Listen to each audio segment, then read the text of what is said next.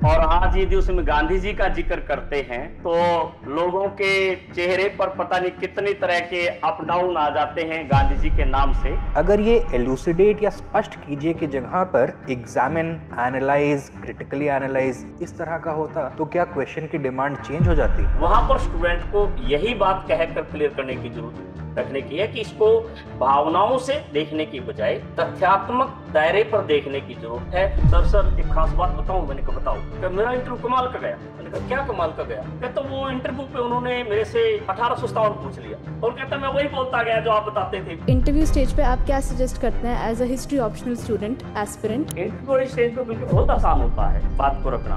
Aryan problem जो है कि उसका समाधान तो अभी तक किसी के पास है नहीं। हाँ, डिबेट एकेडमिक्स के बीच में कम है और पॉलिटिशियन के बीच में और वोट की राजनीति के बीच में ज्यादा है। मेरे पास 3 घंटे हैं, एक सवाल का मुझे आगे पता कुछ पता नहीं, सर पैर नहीं पता, तो क्या फिर भी उसे अटेम्प्ट करना जरूरी है या फिर वो 5 मिनट बचा के मैं कहीं और लगाऊं? लोग चाहते हैं समाज में, व्यवस्था में भगत सिंह हो। लेकिन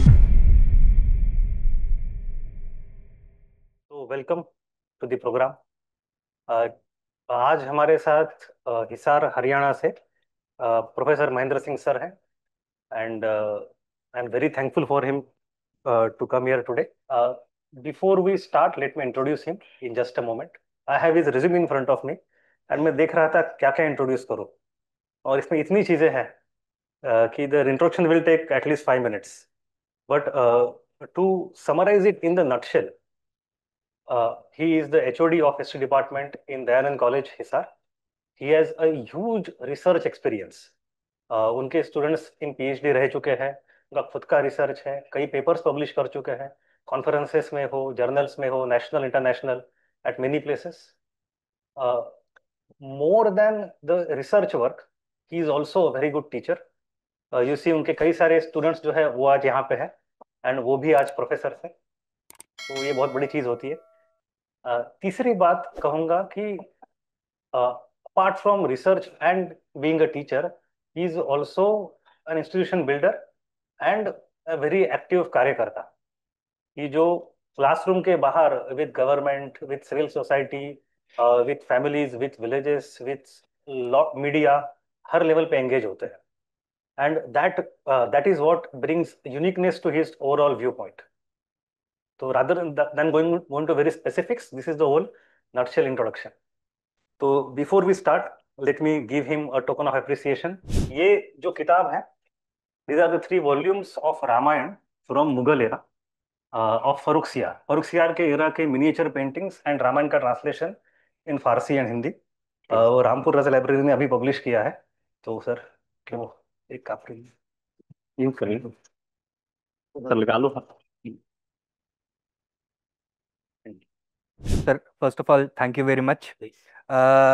हम लोग पहले मेंशन करना भूल गए थे. हाँ, सर एक बहुत इंटरेस्टिंग यूट्यूब चैनल भी ऑपरेट करते हैं, काफी टाइम से कर रहे हैं, and it has wide selection of topic जो कि वो उठाते हैं. जैसे कि सर ने अभी जिक्र किया कि he wants to connect the discipline to ordinary people as well as students of history. तो उनके यूट्यूब चैनल का नाम है अतीत के पन्ने, जहाँ पे वो अलग अलग रेल्म्स से सोसाइटी को इफेक्ट करने वाले कई सारे टॉपिक्स को उठाते हैं. काफी अच्छे व्यूज उसमें देते हैं. You can check that out. I think that would help you guys, right? Sir एक डाउट स्टूडेंट्स को रहता है कि हमेशा क्लास में भी स्ट्रेस किया जाता है कि आंसर राइटिंग पे सबसे ज्यादा फोकस होना चाहिए. तो एक अच्छा आंसर के important elements, important qualities, important components क्या होते हैं, अगर आप थोड़ा इस पे लाइट डाल सकें एक क्वेश्चन लेकर के. फॉर एग्जांपल एक क्वेश्चन आया हुआ है, the emergence of Gandhi signified the indianization of the national movement, analyze with reference to his early movements between 1917 and 1922. इसी साल आया था. हाँ, इसी साल का क्वेश्चन है. गांधी के आगमन राष्ट्रीय आंदोलन के भारतीयकरण था. 1917 से 1922 के मध्य हुए उनके प्रारंभिक आंदोलनों के संदर्भ में विश्लेषण कीजिए.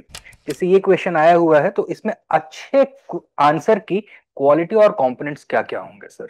काफी गहरा सवाल है, और खासकर जब फ्रीडम मूवमेंट की बात करते हैं और आज यदि उसमें गांधी जी का जिक्र करते हैं तो लोगों के चेहरे पर पता नहीं कितनी तरह के अप डाउन आ जाते हैं गांधी जी के नाम से। तो मैं इन सारी चीजों से हटकर, क्योंकि मेरे साथ इस देश का एक नई तरह का चिंतन रखने वाला यूथ बैठा है और आप जो है इसके साथ है, तो मैं पहले 3-4 बहुत ब्रीफ से बिंदु टच करूंगा, फिर इस क्वेश्चन के इस लहजे पर लेकर आऊं। इसमें सबसे पहले तो हमें समझना है कि गांधी जी के प्रवेश से पहले भारत का जो नेशनल मूवमेंट है वो किस तरह की प्रकृति से गुजरा था, और उस प्रकृति के चलते हुए आम आदमी उसमें कितना जुड़ा था। 1885 से लेकर 1905 तक जो कांग्रेस थी वो तकरीबन तकरीबन आधा प्रतिशत इस देश की पॉपुलेशन को जोड़ पाई थी, जिसमें शहरी, शिक्षक और मध्यम वर्ग के लोग मोटे तौर पर थे, जिनमें से 50% के आसपास वकालत करने वाले लोग। तो ऐसी स्थिति में केवल आधी प्रतिशत तक की रेंज पर जाकर वो लोगों में एक राष्ट्रीयता की भावना करके और एक मंच बनाने में कामयाब रहे, ये वो पहलू था। उसके बाद के दौर में हम लाल बाल पाल की राजनीति देखते हैं, और उस लाल बाल पाल की राजनीति में हमें जो है मोटे तौर पर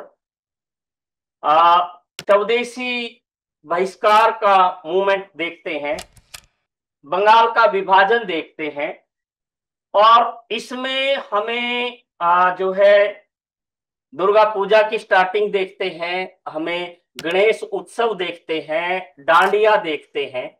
ये मकसद ये था कि हम जो हमारी सेंटिमेंट्स हैं, फीलिंग्स हैं, उनको नेशनल मूवमेंट के साथ लें, और उसमें वो काफी हद तक जुड़े भी थे। लेकिन एक टाइम के साथ साथ वो फंक्शन और फेस्टिवल तो इंपॉर्टेंट हो गई, उसके साथ जो राष्ट्रीय आंदोलन में जुड़ने वाली चीजें थी वो चीजें उतनी मुखर होकर सामने नहीं आई जिसको इस रूप में देखें। जब गांधी जी का आगमन होता है इस परिप्रेक्ष्य में, शायद मैं बहुत लंबा नहीं खींचूंगा, फिर भी मैं क्लियर कर रहा हूं। गांधी जी को दक्षिणी अफ्रीका के अनुभवों के आधार पर एक बात साफ थी कि हमें अंग्रेजी राज की प्रकृति समझनी थी, और अंग्रेजी राज की प्रकृति को उन्होंने 3 मोटे पहलुओं पर देखा था। मूलतः अंग्रेज व्यापारी हैं, व्यापार उनका उद्देश्य है, वो किसी भी कीमत पर आर्थिक नुकसान नहीं सहेंगे, चाहे कोई भी करे, किसी भी रूप में करे, तो वो उससे वो समझौता करेंगे ही नहीं। ये बातें 1600 से थी और वो लगातार उनकी जिंदगी का हिस्सा था। जहां तक दूसरी बात है, वो घोषित नहीं करते थे लेकिन था उसमें कि जो लोग हमें पावर के सहारे मिटाना चाहेगा, कि हमारे में ताकत है और ताकत के सहारे हम अंग्रेजों को निकाल देंगे, ये उन लोगों की बेवकूफी। हम दुनिया के तकरीबन तकरीबन 57% हिस्से को गवर्न करते हैं, तो ताकत हमने अपनी थोड़ी लगानी है, ताकत तो उनकी लगानी है। हम उन्हीं की ताकत को उन्हीं से लड़ा देंगे, तो ताकत के सारे हमें मिटाना संभव नहीं। तीसरी बात जो गांधी जी ने रियलाइज की कि जहां भी जाते हैं ये सोचकर जाते हैं, ये कहकर जाते हैं, या दुनिया में उसका बखान करते हैं कि हम राज जो करते हैं ये सोच के करते हैं कि हम आपके माए बाप हैं, हम आपके हित चिंतक हैं, हम तो प्रभु ईसा के संदेश के साथ दुनिया का भला करने के लिए आए हैं। ये लोग जो है चाहे अफ्रीकन हो या इंडियन हो, ये लोग तो पुराने जमाने के लोग हैं, बद्दू जीवन जी रहे हैं, हमने तो इनको सभ्य बनाया है, असभ्य को सभ्य बनाने की। तो इन 3 बातों के अनुसार ये राज करते हैं। तो गांधी जी को ये बात क्लियर थी। दूसरी बात गांधी जी को ये भी क्लियर थी हमारी साइकोलॉजी में, इंडियन साइकोलॉजी में, कि निश्चित तौर पर हम प्रशंसा खूब करते हैं, गुणगान खूब करते हैं, लेकिन हम आमने सामने की टक्कर में आते समय बहुत फ्रंट शेयर नहीं करते हैं। वो आज भी है। यदि चौक पे कोई आदमी किसी को चक्कू मार जाए तो चक्कू मारने वाले को पकड़ने वाला कोई नहीं है, उस चक्कू मारने वाले के खिलाफ गवाही देने वाला कोई नहीं है, स्थितियां कहीं और हैं। तो गांधी जी को ये बात क्लियर हो। तो गांधी जी ने अपने मूवमेंट में ये बात ध्यान रखी कि मैं शोषण तो रोक नहीं सकता क्योंकि वो अंग्रेजों का एजेंडा, ताकत में इनके खिलाफ यूज कर नहीं सकता क्योंकि इनकी ताकत हमारे से ज्यादा। इनके खिलाफ क्यों ना जो ये ढोंग करते हैं कि हम तो माए बाप हैं और हम तो कल्याण करने के लिए बने हैं, कि दुनिया में इस पार्ट को एक्सपोज करो। और उसको एक्सपोज करने का तरीका यह है कि मैं तो अहिंसात्मक ढंग से कानूनों की प्रक्रिया का पालन कर रहा था और कानूनों की प्रक्रिया के चलते हुए मैं अपनी बात कह रहा था। अब आपको वो बात ठीक ना लगे, वो आपका नजरिया है, लेकिन मैंने कोई हिंसा नहीं की, मैंने कोई अनैतिक काम नहीं किया, मैंने आपके ऊपर कोई आरोप प्रत्यारोप तो लगाना या आपके ऊपर कोई वार करना मैंने नहीं किया। तो ऐसे में अंग्रेज उसके खिलाफ क्या कह के पावर का प्रयोग कर ले, पॉसिबल ही नहीं है। और जब वो पॉसिबल नहीं है तो गांधी जी ने उसको एक्सपोज किया। अब मान लीजिएगा चंपारण में उनका प्रवेश रोक लगा दिया, खोज की बात है, तो सरकार ने तो अपना तामझाम बढ़ा दिया कि भाई गांधी जी चंपारण में आने नहीं चाहिए। तहसीलदार की ड्यूटी लगा दी और डीएसपी की ड्यूटी लगा दी और ये भी कह दिया कि गांधी चंपारण आना नहीं चाहिए, जबकि गांधी जी ने पहले सरकार को इंटीमेट कर दिया था कि मैं आ रहा हूं। तो लगभग 70 पुलिस वाले चंपारण के स्टेशन पे खड़े थे, सिक्योरिटी का पूरा सिस्टम था। तो ट्रेन आई, गांधी जी उसमें से उतरे और सामने तकरीबन 200-250 मीटर दूर 500-700 लोग खड़े थे इंतजार में, भीड़ में। तो वही ट्रेन आई, उसी ट्रेन में गांधी थे। गांधी नॉर्मल उतरे और जाकर भीड़ में शामिल हो गए और भीड़ में नारे लगे, गांधी की जय, गांधी की जय। वो 70 लोग, वो डीएसपी, वो तहसीलदार जो लगाया गया था, वो खड़े खड़े देखते रहे। कहते ये गांधी कहां से आ गया, हम तो इसके उसमें थे, पहचान उनको थी नहीं। उनको लग रहा था बहुत बड़ा लीडर होगा, 50 लोग आगे होंगे, 50 लोग पीछे होंगे, 4 लोग पानी दूर करने वाले होंगे, यूं रास्ता बनेगा, यूं कालीन बिछेगा और ऐसे में गांधी होगा, मुझको पकड़ लेंगे। गांधी थे ही नहीं, अकेले थे, कुछ उसमें साथ था नहीं, और सवारियां उतरी, वो उतरे और उतर के चले गए। तो ऐसी स्थिति में ये मैसेज पब्लिक में तो ये गया कि सरकार ने रोक लगा दी, उस आदमी ने उस रोक की परवाह नहीं की, वहां गए। सरकार का तंत्र ये खराब हो गया कि जिस आदमी को गिरफ्तार करने के लिए इतना तामझाम बैठाया, वो तामझाम किस तरह का था और वो फ्लॉप कैसे हो गया, वो चीजें क्लियर होगी। उसके बाद भी गांधी जी को पता चला कि डिप्टी कमिश्नर गिरफ्तार करना चाहता है। अगले दिन सुबह 4:30-5 बजे डिप्टी कमिश्नर की बेल बजा दी जाके गांधी ने। कहता कौन आया, कहता गांधी। कहता क्यों आए, कहता सुनने में आया आप मुझे गिरफ्तार करना चाहते थे, तो ट्रेन में गिरफ्तार करना चाहते थे, मैं तो आज आपके यहां वैसे ही आ गया।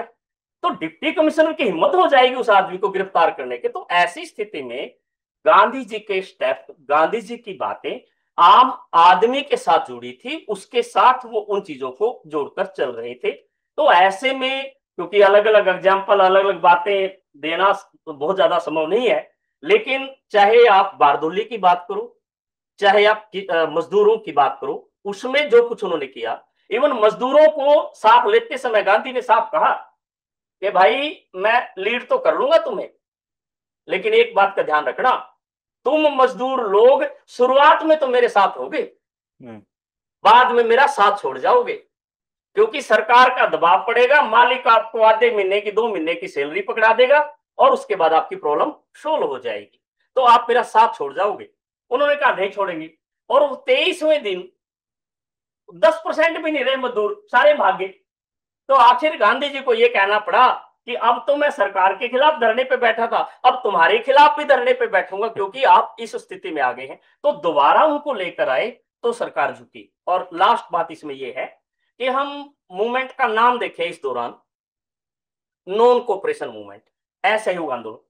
तो अपने आप में नाम में जवाब छिपा है, मैं और आप इकट्ठे हैं, मिलके काम कर रहे हैं। हमने फर्स्ट वर्ल्ड वॉर में गांधी ने कहा पैसे भी दो, सैनिक भी दो, सरकार संकट में है दो। सरकार ने बदले में कहा हम आपको स्वराज दे देंगे, सुविधाएं दे देंगे, सारा कुछ बदले में दिया, रोल टैक्स, जलियांवाला, ये सारी चीजें। तो गांधी जी ने कहा हम सहयोगी थे, लेकिन अब हम सहयोगी नहीं होंगे, मैं असहयोग करूंगा और नॉन कोऑपरेशन मेरी फिलोसफी रहेगी। तो नॉन कोऑपरेशन का मतलब बच्चों कानून तोड़ना नहीं है। नॉन कोऑपरेशन का मतलब क्या है कि मेरा और आपका बिजनेस है, मैं कहूं हमारा विश्वास टूट गया, तो आप कहिए जी ठीक है मैं अलग हो जाता हूं, आप अलग हो जाते, आप मेरे पे कौन सा मुकदमा दर्ज करा सकते हो? नहीं करा सकते। तो गांधी जी का पहला मूवमेंट नॉन कोऑपरेशन इस आधार पर। तो गांधी जी के मूवमेंट को, गांधी जी के नजरिए को इस दृष्टिकोण से देखने और समझने की जरूरत है कि वो किस ढंग से लेते हैं। तो इस सवाल को जब भारतीयकरण की बात करते हैं तो हमें औपनिवेशिक शासन की मानसिकता बतानी पड़ेगी, भारतीय जनमानस की मानसिकता बतानी पड़ेगी, गांधी जी के द्वारा उठाए गए कदम बताने पड़ेंगे। जलियांवाला बाग के ऊपर गांधी जी ने 3 ही रिमार्क्स किए थे, बस मोटी सी बात ये थी। पहला ये कि अंग्रेजी राज प्लासी के मैदान में बाग से शुरू हुआ था, आज जलियांवाला में उखड़ गया है। पहली लाइन ये कही थी। दूसरी लाइन ये कही थी कि जो जलियांवाला में जिन लोगों की शहादत हुई है उसके लिए जमीन लेकर स्मारक बनाना हमारा पहला उत्तरदायित्व है। और सरकार ने कह दिया इसकी रजिस्ट्री हो ही नहीं सकती, इनको स्मारक बनने ही नहीं देना, बनवाने ही नहीं देना, किसी कीमत पे नहीं करना। तो गांधी जी ने खरीदा, मालवीय जी की ड्यूटी लगाई, स्मारक बनवाया। पहले साल में ही स्मारक की नींव रखी जा चुकी थी कि सरकार ने कहा अब सरकार खरीद बेच रोक कर ही नहीं सकती। खरीद बेच का नियम होगा, जिस आदमी की जमीन मैं खरीद लूंगा, तो उस आदमी से जमीन खरीद ली। सरकार ने अल्टीमेट वो जमीन खरीदी, फिर अक्वायर कर ली, बोले हम तो कपड़ा मार्केट बनाएंगे। तो गांधी जी ने कहा कपड़ा मार्केट आप बनाएंगे, लेकिन कपड़ा मार्केट का प्रपोजल या मेरे जमीन खरीदने का प्रपोजल उससे पहले कौन सा आया है? कपड़ा मार्केट का बाद में आया है। तो कपड़ा मार्केट के लिए उस जगह को छोड़ के चलेंगे तो कपड़ा मार्केट बनाएंगे। मीन कानूनों के दायरे में लोगों को फंसाया, सरकार को फंसाया, और अल्टीमेट सरकार को जिम्मेदारी माननी पड़ी। मीन व्यक्ति बेचना नहीं चाहता था, जमीन खरीदी, फिर सरकार खरीदवाना नहीं चाहती थी, खरीदी, फिर सरकार ने उसको प्रॉब्लम क्रिएट करना चाहा तो खरीदी। तो पहली बात स्टेटमेंट क्या है, दूसरी बात स्मारक बने तो किस तरह का हो, और तीसरी कि जो कांग्रेस का अधिवेशन हुआ उस अधिवेशन को अमृतसर में 1919 में करवाकर एक मैसेज देने की कोशिश की कि ये बलिदान व्यर्थ नहीं जाएगा बल्कि इसकी अपनी महत्ता है। तो इन नजरिए को लेकर जब आप क्वेश्चन का आंसर करने का प्रयास करेंगे तो वो बिल्कुल अलग तरह का होगा, और ये जो अलग तरह का है वो हमारा स्टूडेंट इसको किस तरह से देख पाएगा उसके अपने मायने। तो ये एक नजरिया। जी सर। सर दूसरा डाउट रहता है कि क्वेश्चन की डिमांड को डिकोड करने में जो कीवर्ड होता है, कमांड वर्ड होता है, डायरेक्टिव वर्ड, उसका क्या रोल होता है। एग्जाम्पल के तौर पर इसी साल का एक और क्वेश्चन आया हुआ है, Alauddin Khilji's economic measures aimed at centralising political authority in the Delhi सल्तनत एल्यूसिडेट। अलाउद्दीन खिलजी के आर्थिक उपायों का लक्ष्य दिल्ली सल्तनत में राजनीतिक सत्ता का केंद्रीकरण था, स्पष्ट कीजिए। अगर ये एलुसिडेट या स्पष्ट कीजिए की जगह पर एग्जामिन, एनालाइज, क्रिटिकली एनालाइज इस तरह का होता तो क्या क्वेश्चन की डिमांड चेंज हो जाती? थोड़ा बहुत बदल। पहली बात तो हमें क्वेश्चन तो दिमाग में रखना ही रखना कि आर्थिक सुधार अलाउद्दीन खिलजी के सिस्टम का हिस्सा, उसको तो हम नहीं कर सकते। फिर हमें यह भी दिमाग में रख के चलना चाहिए कि आखिर वो आर्थिक सुधार करना क्यों चाहता है और करने के पीछे वो कौन कौन से स्टेप्स लेता है। ये बात तकरीबन हर सोर्स में स्पष्ट है कि उसकी मानसिकता थी कि मैं कम खर्चे पर ज्यादा बड़ी सेना रखूं और उस सेना के सहारे पहले भारत को जीतूं और भारत को जीतने के बाद आसपास जीतूं, बल्कि सपने में तो कहीं ना कहीं उसको विश्व विजय तक की बात थी। तो रिसोर्सेज उतने थे नहीं और उन कम रिसोर्सेज में बड़ी सेना को रख के वो मैनेज करना चाहता है। असली बात तो ये है। अब इस क्वेश्चन की तीन चार अलग अलग बातें हो सकती। एक बात तो ये हो सकती है कि उसकी उस पॉलिसी के सहारे वो दिल्ली और आसपास के इलाके को तो मैनेज कर पाया, शेष भारत पर वो लागू नहीं हुआ। इसको आप फेल कहोगे या पास कहोगे, एक बात तो ये। तो उसमें तो विश्लेषण ये है कि क्योंकि आज की तरह से एडवांस सिस्टम था नहीं, पूरे साम्राज्य में लागू हुआ नहीं, तो उसको हम ये कहें कि वो आंशिक तौर पर सफल हुआ और आंशिक तौर पर असफल हुआ, ये बात। या फिर कई बार ये क्वेश्चन आ सकता है कि वो व्यक्ति अपनी आर्थिक स्थिति को तो मजबूत करने में कामयाब हुआ, लेकिन उसने दिल्ली सल्तनत को कटघरे में खड़ा कर दिया। वो इसलिए, जब आप किसानों से 50% तक 55% तक टैक्स ले लोगे और वो टैक्स किसान देने की स्थिति में होगा नहीं, तो फिर उस स्थिति में जो इकोनॉमिक सिस्टम चरमरा जाएगा, उसको मैनेज करने में अगले 20, 25, 30 सालों में भी आपको सफलता नहीं मिलने वाली है। तो इस तरह की कहानी आ सकती है। अब मान लीजिएगा उसने स्पष्ट करे तो स्पष्ट में आप बता देंगे आर्थिक सुधार थे, क्यों किए, कौन कौन से सुधार किए, उनका पॉजिटिव और नेगेटिव क्या चीजें होगी। विश्लेषण में आप आएंगे कि उसकी पॉलिसी में पॉजिटिव क्या था और उसको वो एग्जीक्यूट करने में कहाँ गलती कर बैठा और उसका नुकसान क्या हो गया। यदि इसकी आलोचनात्मक बात आएगी तो आलोचना में हम ये कहेंगे कि वो कर तो ये रहा था, लेकिन उसने ऐसा करते समय ध्यान नहीं रखा कि बंगाल की स्थिति क्या है या उस समय के जो पंजाब है उसकी स्थिति क्या है, वो अपने तक है। और उस स्थिति में जब वो उस सारे एस्पेक्ट पे मंगोलों को दिल्ली तक भी नहीं रोकने में कामयाब हो रहा, तो वो कैसे उन चीजों को देख पा रहा है। तो उसका इस तरह के नजरिए की बात, तो जैसे ही वो पूछ लगाए क्वेश्चन पूछने वाला, थोड़ा सा नेचर बदल जाती है।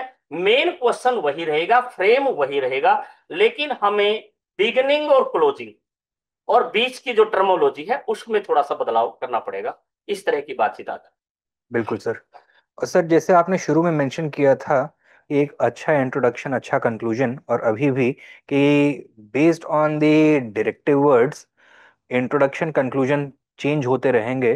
तो एक अच्छा इंट्रोडक्शन क्या होना चाहिए, अगर मैं क्वेश्चन को एग्जांपल लेकर के पूछूं? Trace the development of urbanisation from the third millennium BC to the 6th century BC. तीसरी तीसरी सहस्त्राब्दी ईसा पूर्व से 6ठी शताब्दी ईसा पूर्व के मध्य नगरीकरण के विकास को रेखांकित कीजिए। तो यहाँ पे अगर अच्छा इंट्रोडक्शन देना हो तो किस तरह से दिया जाए? यदि हम इसको इंट्रोडक्शन और कंक्लूजन दोनों एस्पेक्ट पे लेके आए, 3000 बीसी से 600 बीसी के बीच हमारे यहाँ राजनीति की विकास यात्रा, समाज की विकास यात्रा, धर्म की विकास यात्रा क्या रही, वो आम स्टूडेंट को बहुत क्लियर है। तो यहाँ पर हमें तीन चीजें टच करनी है इंट्रोडक्शन में, कि शहरीकरण सिर्फ शहरीकरण नहीं, शहरीकरण की प्रकृति में समाज का विकास, राज्य का विकास, बुनियादी सांस्कृतिक संस्थाओं का निर्माण, ये इस चीज पर केंद्रित है। और इसके बीच में यही वो टाइम है जब हमें ले जा रहा है जनपद, महाजनपद और जो है साम्राज्य की स्थिति। तो एक चलता फिरता कबीला था, जनपद वो कबीला बस गया, स्थायी हो गया, महाजनपद फिर धीरे धीरे उसका विस्तार हो गया और फिर साम्राज्य उसने मगध के रूप में स्थापित किया। तो जन से जनपद में आए तो हम ग्रामीण सभ्यता में आ गए, लेकिन जब उसको महाजनपद में देखते हैं तो महाजनपदों की अपनी राजधानियां थी। वो राजधानी संस्कृति का केंद्र भी थी, वो प्रशासन का केंद्र भी थी, वो सेफ्टी और किले की जरूरत को ध्यान में रख के भी थी, और वहां से राष्ट्रीय और अंतर्राष्ट्रीय जो परिप्रेक्ष्य है उसको भी वो मैनेज करता था। तो ऐसे में जब मैं नगरीकरण की बात करता हूं तो मुझे इंट्रोडक्शन में 4 चीजें टच करनी होंगी। नगरीकरण का मेरा अर्थ क्या है, जिस जगह पर गैर कृषि व्यवसायों पर आधारित अर्थव्यवस्था ना होकर बाकी जगह पर चीजें हों, या कम जगह पर सघन जनसंख्या जहां रहते हुए गैर कृषि कार्यों के चलते हुए ये मोटे तौर पर ली जाती है। इसकी प्रकृति सुरक्षात्मक नगर भी हो सकती है, राजधानी नगर भी हो सकती है, आर्थिक नगर भी हो सकती है। और इसको यदि समझना है तो हमें जनपद महाजनपद का सफर भी समझना होगा। तो इस पर केंद्रित करके फिर हमें कहना होगा कि यदि हम इस दौर के शहरों को देखें तो 3000 बीसी के आसपास मोटे तौर पर हम हड़प्पन शहरों की बात मोटे तौर पर कह सकते हैं। वो मोहनजोदड़ो भी है, वो हड़प्पा भी है, वो धोलावीरा भी है, वो लोथल भी है, वो राखीगढ़ी भी है, वो कुणाल भी है, वो फरमाना भी है, वो कालीबंगा भी है, वो चहुदड़ो भी है। वो अलग अलग जगह है। आप उसमें से एक दो का सिंबॉलिक टच करके आगे बढ़ सकते हैं। उसके बाद की स्थिति में मोटे तौर पर जो नगर है, हमें नवपाषाण का न्यूलोथिक एज में भी कोई नगरीकरण बड़े लेवल पे उभर कर नहीं दिखता। फिर हमें नगरीकरण महाजनपद काल में ही दिखता है। तो आपके पास 16 महाजनपद हैं, उनकी 16 की 16 की राजधानी है। उन राजधानियों की फॉर्मेशन और राजधानी का तरीका बता के बात को आगे बढ़ेंगे तो चीजें क्लियर। अच्छा सर, सर इस क्वेश्चन में क्या मैप इंट्रोड्यूस करना अप्रोप्रिएट होगा?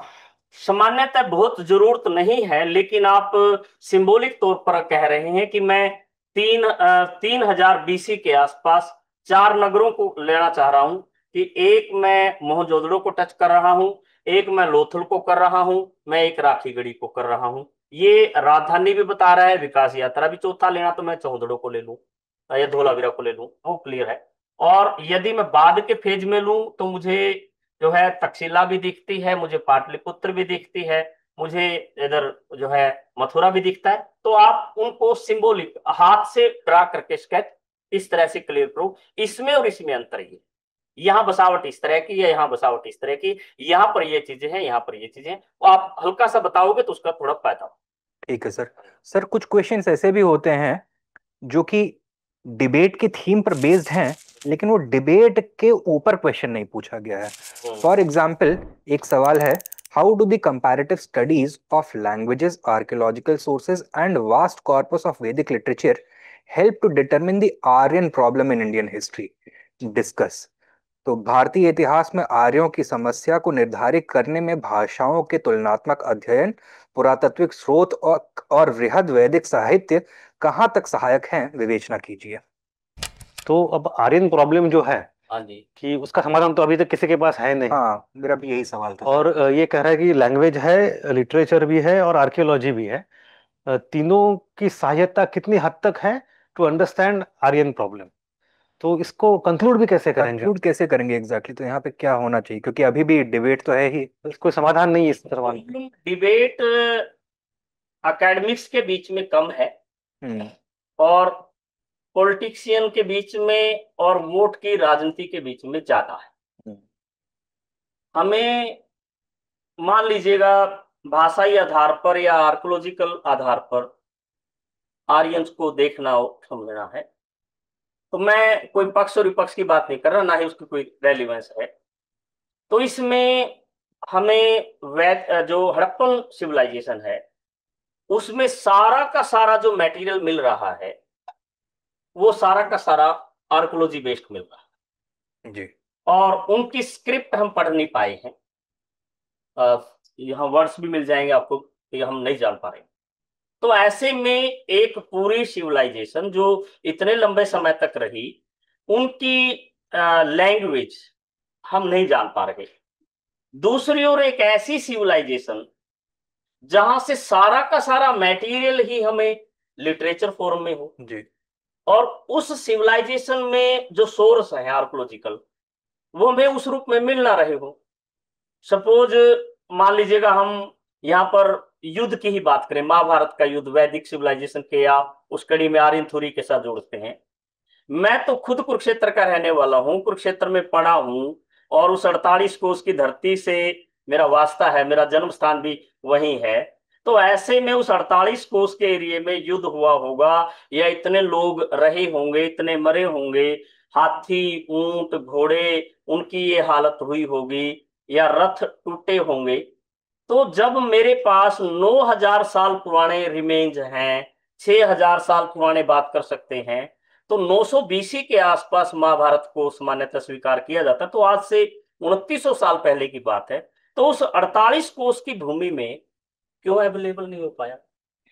तो इसका मतलब साफ है कि हमें युद्ध को मानने और नकारने से ज्यादा जो अवेलेबल फैक्ट्स हैं उन पे बात करने की जरूरत है। निश्चित तौर पर हुआ होगा युद्ध, इसमें कोई बात नहीं, लेकिन वो ना तो इतना बड़ा रहा होगा, ना उसकी स्थिति इस तरह की रही होगी, क्योंकि ओरिजिनली जय नामक ग्रंथ है, जो बाद में भारत बनता है, बाद में महाभारत बनता है। तो 8,000 पहले श्लोक थे, फिर 24,000 हो गए, वो 1,00,000 हो गए। उनमें से भी 24,000 को भी हम ठीक मान ले तो इसका मतलब उसमें भी 76,000 बाद में जोड़े गए हैं। तो ऐसे में आर्यन थ्योरी जो है वो इस तरह की, तो आप मोटे तौर पर चाहे मैक्स मुलर का आइडिया है या कुछ और है, वहां पर स्टूडेंट को यही बात कहकर क्लियर करने की जरूरत रखने की है कि इसको भावनाओं से देखने की बजाय तथ्यात्मक दायरे पर देखने की जरूरत है। उस नजरिए से इन चीजों को प्रमाण करने की जरूरत है। उस प्रमाणित करने के मामले में थोड़ा सा, अब राखीगढ़ी का जो डीएनए है उसकी टेस्ट रिपोर्ट रही है, लेकिन शिंदे साहब की रिपोर्ट में तो ये आया है कि वो यहाँ के थे और वो यहाँ से बाहर हुए। लेकिन शिंदे साहब ने जिन 4 और लोगों के नाम दिए, उनमें काय का नाम है, वृक्ष का नाम है, वो अलग अलग नाम है, आप उनकी भी रिपोर्ट देख लीजिए। उनकी रिपोर्ट क्या सेम है? यदि एक प्रोजेक्ट में 5 आदमी लगे और 5 आदमियों ने या तो एक ही रिपोर्ट छापनी चाहिए थी मिलके, या अलग अलग छापनी चाहिए थी? एक ही छापनी चाहिए थी, एक ही छापनी चाहिए थी जब प्रोजेक्ट। तो 500 ने अपनी अपनी रिपोर्ट छापी। यदि 500 में मैचिंग नहीं है तो इसका मतलब मिसमैच कहीं है, और वो मिसमैच है तो वो इंडिया टुडे में हिंदी में भी छपा है, इंग्लिश में भी छपा है काई का लेख, उससे चीजें क्लियर हो जाती है। तो इसलिए विद्यार्थी को अपनी ओर से ये कहने की बजाय कि ए वो कह रहा है, बी वो कह रहा है, बहुत बार जो इस तरह के मुद्दे हैं उनको पढ़ने में, उनको समझने में समय लग जाता है। तथ्यों की कसौटी पर कसते हुए इस बात को क्लियर करना चाहिए। भाषाई आधार पर मैक्स मुलर के मत को ठीक माना जा रहा है, डीएनए के आधार पर शिंदे साहब को यहाँ पर ठीक कंसीडर किया जा रहा है, लेकिन चूंकि एक जगह हमारे पास 100% साहित्यिक है, एक जगह 100% पुरातात्विक है, इसलिए अभी निष्कर्ष जो है वो दावे के साथ नहीं कहा जा सकता। तो आप वहीं छोड़ दीजिएगा, उन्हीं के खाते में छोड़ दीजिएगा, ठीक है, वो चीजें क्लियर हो जाएगी। ठीक है सर, आपने अभी शुरू में ये भी कहा था कि the approach of students in undergraduate, in postgraduate और those who appear for UPSC, इनमें थोड़ा आंसर में फर्क होना चाहिए। अब we have lot of students here, कई लोगों ने हिस्ट्री में बीए में किया होगा, ज़्यादातर लोग जो है वो गैर पारंपरिक होंगे जो कि और डिग्रियां करके आए हैं। तो ये जो डिफरेंस आपने बताया था इसको हम किसी एग्जांपल के साथ एक बार थोड़ा और स्पष्ट करेंगे कि जो हमने एक सवाल सोचा था वो था, एक टिपिकल सवाल है, ओल्ड स्कूल सवाल है। कोई बात नहीं। The mutiny of 1857 was much more than a mutiny of sepoys and much less than a national rebellion. Comment कि 57 का गदर सिपाहियों के गदर से कहीं अधिक तथा राष्ट्रीय विद्रोह से कहीं कम था, टिप्पणी कीजिए। अब इसी सवाल के अगर मैं 3 जवाब लिखूं, यूजी का, पीजी का और यूपीएससी का, तो उनमें क्या अंतर होगा?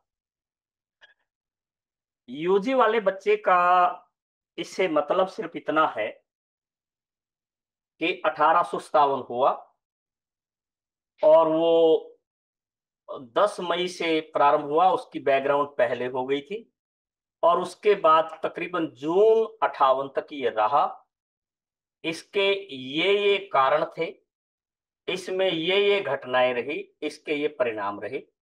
जहां तक प्रकृति का सवाल है कि प्रकृति पे कोई तो इसको जो है रेशियल पार्ट पे ले रहा है, कोई इसको राष्ट्रीय आंदोलन कह रहा है, उसको ये कह रहा है, लेकिन हम राष्ट्रीय पक्ष को ध्यान में रखते हुए जो भागीता है, सहभागिता, उसके आधार पर इसको जो है एक राष्ट्रीय घटना या जन विद्रोह के रूप में देखते हैं, ये तो बात कहेगा यूजी का विद्यार्थी। इसी बात को पीजी का जो विद्यार्थी है वो जब कारणों को समझने की कोशिश करेगा तो कारणों पर जो नॉर्मल कारण है उसके तह में ये भी जानने की कोशिश करेगा कि जब घटनाक्रम घट रहा है, मान लीजिएगा मैंने हरियाणा में 1857 पे काम किया और मुझे आप लोगों के साथ संवाद करते समय कोई दिक्कत नहीं महसूस हो रही, मुझे 60,000 से ज्यादा पेजेस इसके ऊपर ओरिजिनल देखने का मौका मिला। यानी ऐसे पेजेस जिनकी गठरी मैंने ही खोली थी, वो यूं की यूं आर्काइव में रिकॉर्ड में यूं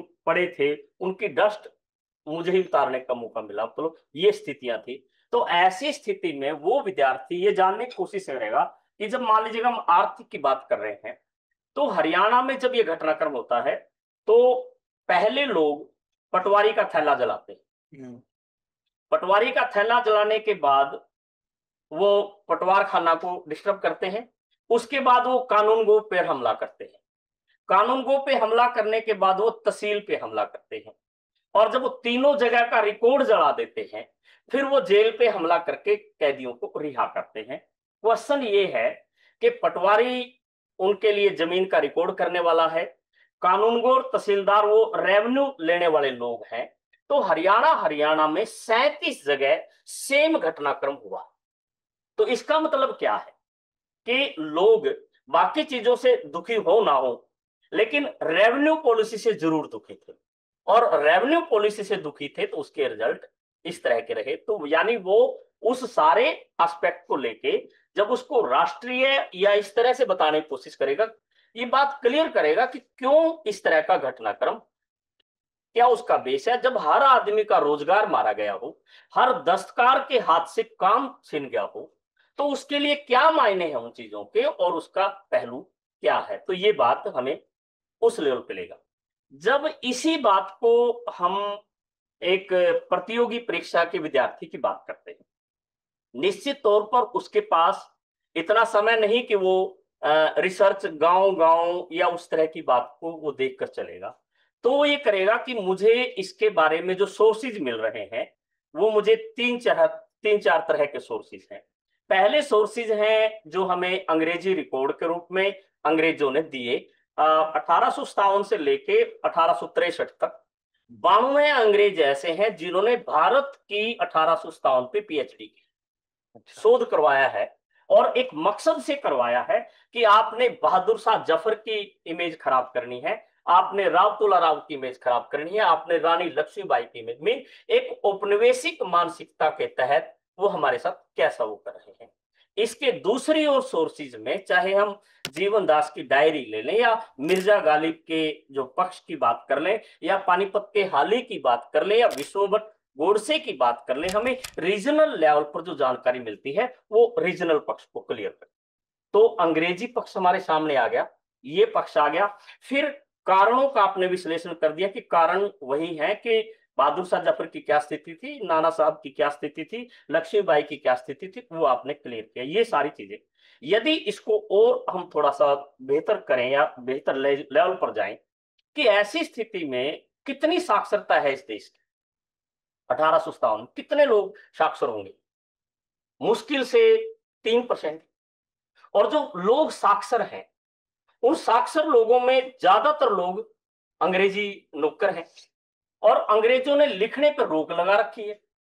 घटना होती है 1857 में, समुद्रा कुमारी चौहान लिखती है 1937 में, खूब लड़ी मर्दानी, वो तो झांसी वाली रानी थी, उसको गिरफ्तार करके जेल में डाल दिया जाता है। तो लिखेगा कौन। तो ऐसे में जो फोक है, लोक है, वो हमारी मदद करता है। तो ऐसे में एक अधिकारी ये जानने की कोशिश करेगा कि निश्चित तौर पे वो सारी चीजें हैं, क्या जो फोक है उसको सपोर्ट लिया जा सकता है और सपोर्ट को लेकर इस चीज को कैसे रखा जा सकता है, क्योंकि उसको पब्लिक से जुड़ना है, पब्लिक के साथ इन चीजों को क्लियर करता है।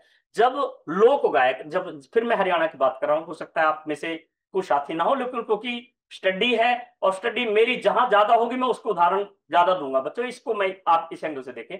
तो फिर उसमें जो राइटर है ना, लोक गायक है, वो कह रहा है कि व्यापारी गोरे राजा बनकर जुल्मी गणे क्रूर हो गए, बात बात पर टैक्स लगाए बेघर बेकसूर हो गए, न्यू तंग आकर न सुरमा लड़ने न मजबूर हो गए। अब क्या और सुनना चाहेगा वो, कि कितना क्लियर वो बात कह रहा है। मान लीजिए कि इसी बात को हांसी और हिसार के अंदर घटनाक्रम हुआ तो उसके बारे में कह रहा है कि सन 57 मई महीना, तारीख थी वह 1-29, सन 57 मई महीना, तारीख थी वह 1-29, हांसी और हिसार के मैं अंग्रेजा की बांधी की।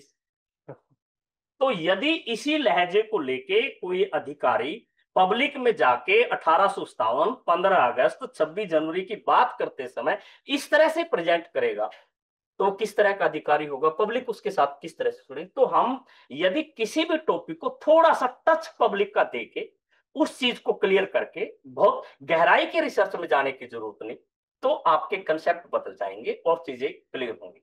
और ये बात मैं और कह रहा हूं, हमारा एक स्टूडेंट पिछली बार जो है क्वालिफाई किया, देवाशीष उसका नाम, और शायद वो IRS में आया है, उसका 219 कुछ ऐसा रैंक है, 309 इस तरह का रैंक है। तो वो इंटरव्यू दे के पहुंचा मेरे पास और बात की, तो पहले कहते हैं सर एक खास बात बताऊं। मैंने कहा बताओ। कि मेरा इंटरव्यू कमाल का गया। मैंने कहा क्या कमाल का गया? कहते वो इंटरव्यू पे उन्होंने मेरे से 1857 पूछ लिया। कहता मैंने बता दिया।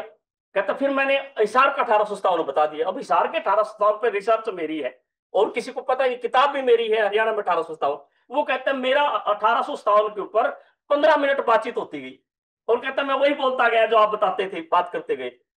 और कहता मैं इतना रिलैक्स महसूस हो गया कि मैं पूरा रिलैक्स होकर बाहर आया।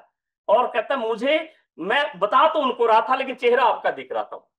तो ऐसी स्थिति में, क्योंकि बोर्ड में भी है तो आदमी, पक्ष भी उनका है, यदि आप कोई नए ढंग से नई बात नए अंदाज से पेपर में भी लिखते हैं और यदि आप एक क्वेश्चन में एक एग्जामिनर से 2 नंबर लेने में भी कामयाब एक्स्ट्रा हो गए ना जी, तो अलग अलग क्वेश्चन में एक एक 2-2 नंबर का और लाभ भी होगा, उस चीज का भी फायदा होगा। तो ऐसे में थोड़ा सा स्टाइल ट्रेडिशनल की बजाय उसमें नया लेके चलोगे तो उसके रिजल्ट आए।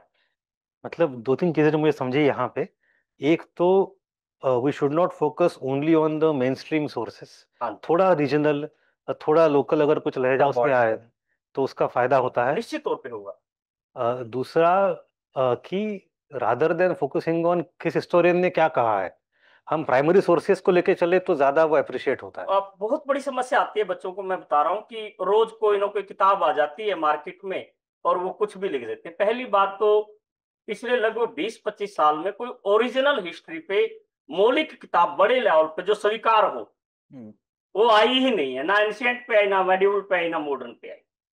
तो ऐसे में किताबें जरूर मार्केट में आ जाती हैं। तो ऐसी स्थिति में आप लोगों के लिए तो बिल्कुल नहीं होती है, वो रोज ये किताब आ गई, ये किताब आ गई, आज इसको पी लो, आज इसको पी लो, आज इसी में से क्वेश्चन आ जाए।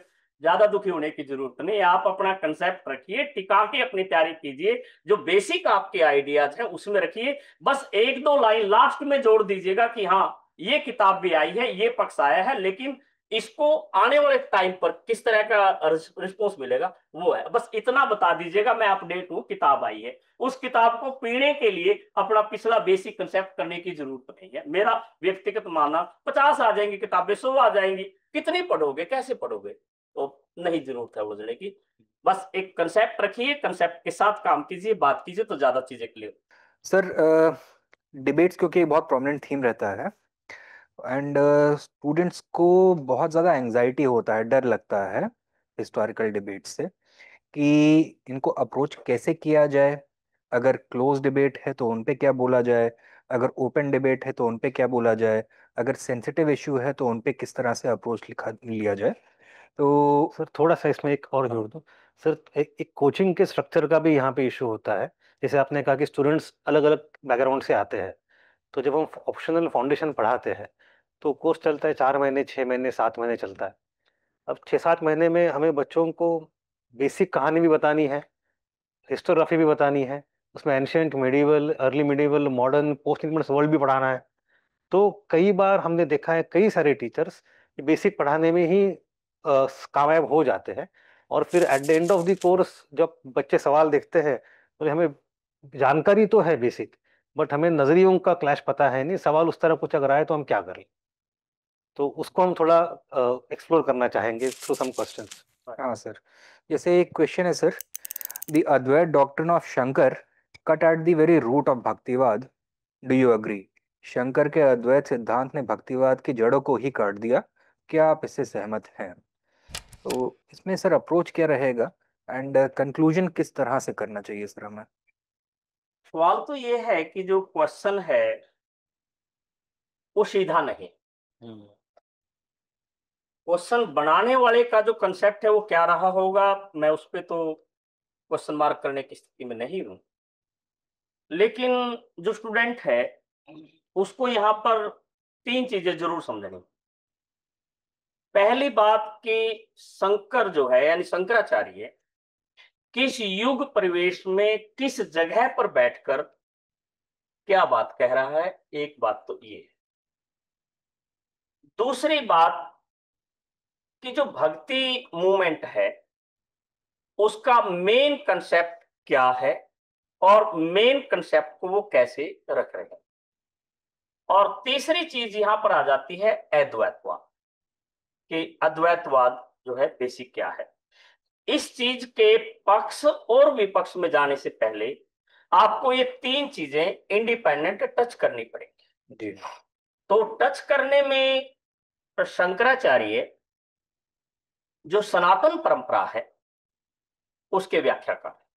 और ये सनातन परंपरा, इसको आप वैदिक मत कहिए, ब्राह्मण मत कहिए, बाद में भागवत मत कहिए, से गुजर कर सनातन तक पहुंची है, जो बाद में हिंदू के रूप में स्थापित हुई। तो उसके वो पहले ऐसे व्यक्ति हैं कि जो अलग अलग विचारधारा, अलग अलग दर्शन, उसको वो एक तरह लेकर प्रस्तुत करने का प्रयास कर रहे हैं। तो एक बात तो ये मान के चला। दूसरी बात है जो भक्ति मूवमेंट है कि जो मोक्ष के अलग अलग रास्ते धर्म में बताए गए कि आपका ज्ञान मार्ग क्या है, कर्म मार्ग क्या है और भक्ति मार्ग क्या है।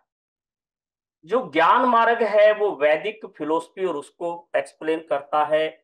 कर्म मार्ग मूलतः भागवत यानी गीता की फिलोसफी को एक्सप्लेन करता है। और तीसरे पर हम जो है भक्ति की बात करते हैं कि एक आदमी ज्ञान की सीमा में भी नहीं जा पा रहा, कर्म की भी परिधि को नहीं समझ पा रहा, वो अपने आराध्य के प्रति समर्पण करते हैं और एक भगत के रूप में उस आराध्य के प्रति अपना सब कुछ निछावर करते, चाहे वो सगुण है चाहे वो निर्गुण है। तो आपने ये चीजें क्लियर कर। फिर आया कि अद्वैतवाद, द्वैतवाद, वहां पर आपको फिर फिलोसफिकल टच करना पड़ेगा कि शुरू होता है अहम ब्रह्मास्मि, मैं ही ब्रह्मा हूं। तो मैं और ब्रह्मा मतलब एक है। फिर आत्मा सो परमात्मा, आत्मा ही परमात्मा है। फिर मैं ब्रह्म हूं, वो अलग है। मैं हूं, ब्रह्म ब्रह्म है उस स्थिति में। और फिर ब्रह्म और मैं, उसके बीच में मेरा रिश्ता क्या है। यानी ये जो 8 स्टेप है आपको समझ के चलना पड़ेगा। तो इसमें द्वैत और अद्वैत के बीच में हम उलझेंगे। तो ऐसे में बेसिकली देखा जाए शंकराचार्य ने जड़ें नहीं काटी बल्कि जड़ों को तैयार किया है। यानी एक उलझी हुई फिलोसफी जो वैदिक उपनिषद फिलोसफी के बाद और उन 62 लोगों ने जो अटैक किया था धर्म पे, उनमें से चलो बौद्ध और जैन धर्म निकल गए, उसके बाद उसको एक शेप दी, एक सिस्टम दिया। उससे पहले इसको हम कहीं एक सिस्टमेटिक अरेंज करने की स्थिति में नहीं है। आज हम कहते हैं ना शिव मत होता है, शक्ति मत होता है, वैष्णव मत होता है। ये जो सही चीज है ना, इसका बेसिक सा कंसेप्ट हम शंकराचार्य के चिंतन से पाते हैं। तो गीता के बाद, भगवत गीता के बाद यदि इसको ठीक ठाक व्याख्या करने का जो काम है वो शंकराचार्य ने किया। तो शंकराचार्य ने जब बात कही तो वो लोगों को समझ में आई है। उनको पता चला कि ज्ञान की फिलोसफी तो हम नहीं कर पा रहे, कर्म हमारी दैनिक जिंदगी का हिस्सा हम जी लेंगे, लेकिन कर्म से फुर्सत मिलकर यदि हमें मोक्ष के रास्ते पे जाना हो तो भक्ति का एक उसमें तो हमें कंसेप्ट ये कहना पड़ेगा कि निश्चित तौर पर, ऊपरी तौर पर ऐसा लगता है कि उन्होंने काटा, लेकिन सही मायने में उसने दिया है, बेस बना है। बेस किस किस आधार पर बना है कि जिस समय वो हुआ सही मायने में भक्ति मूवमेंट तो उसके बाद पॉपुलर हुआ। हम्म। यदि वो जड़ें काटी होती तो वो पॉपुलर क्यों होता? यस। तो ऐसे में जड़ें कटती हुई दिखती हैं, तो वो दिखती है कि बौद्ध धर्म और जैन धर्म में जो लोग दीक्षित हो गए थे, उनमें से कुछ लोग वापस इसमें आए, तो वो उस विचारधारा के साथ ऐसा लगता है। लेकिन भक्ति मूवमेंट के उत्थान में, उसके बीजारोपण में, उसके विकास में ज्यादा महत्वपूर्ण भूमिका है। तो आपको क्वेश्चन बिल्कुल रिवर्स लेके लाना पड़ेगा, फिर चीजें क्लियर। ठीक है सर। तो एक बार फिर से सर समराइज करने के लिए शुरू में ही कॉन्टेक्स्ट प्रोवाइड कर देंगे हाँ, कि अद्वैत फिलॉसफी के पीछे मतलब जो जिस सिचुएशन में इमर्ज हुआ उसका थोड़ा हाँ। क्लैरिफिकेशन देंगे वहां पर। तीनों चीजें टच करके फिर आ गया। फिर उसके बाद पहले हम अग्री करेंगे कि कैसे हाँ, इसने वीकन किया है हाँ। भक्ति मूवमेंट के रूट्स को, और फिर उसके बाद कि भक्ति, बल्कि भक्ति डायरेक्ट नहीं कहेंगे, हो रहे बदलाव, हो रहे बदलावों को डायरेक्ट भक्ति को निःशब्द करेंगे, हो ठीक रहे है। बदलाव को।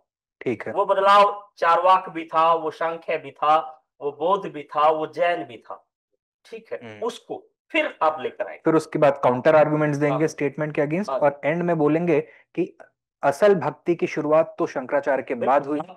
रामानुज की बात कर लो, कबीर की बात कर लो, नानक की बात कर लो, चैतन्य की बात कर लो, वो सारा कहीं ना कहीं अध्यात्म और भक्ति को तो जोड़ रहे हैं, बिल्कुल और सर। अध्यात्म की व्याख्या तो है वो जा रही है, ये कहना पड़ेगा। बिल्कुल सर। सर ऐसे ही एक और डिबेटेबल टॉपिक है, उस पे क्वेश्चन है, Sufis and medieval mystic saints fail to modify either the religious ideas and practices of the or the outward structure of Islamic Hindu societies to any appreciable extent. Comment for or against. सूफी एवं मध्यकालीन रहस्यवादी संत Islamic Hindu समाजों के धार्मिक विचारों और आचार प्रथाओं को अथवा समाजों के बाह्य संरचना को किसी पर्याप्त मात्रा तक रूपांतरित करने में असफल रहे। पक्ष विपक्ष में टीका कीजिए। बेसिकली जो सवाल है वो फिलोसफिकल भी है सोशल। और गहराई लिया हुए भी है, और उस दौर के सामाजिक परिवर्तन को भी बताता है। यहाँ पर 4-5 मोटी मोटी बातें जो हमने लेनी है।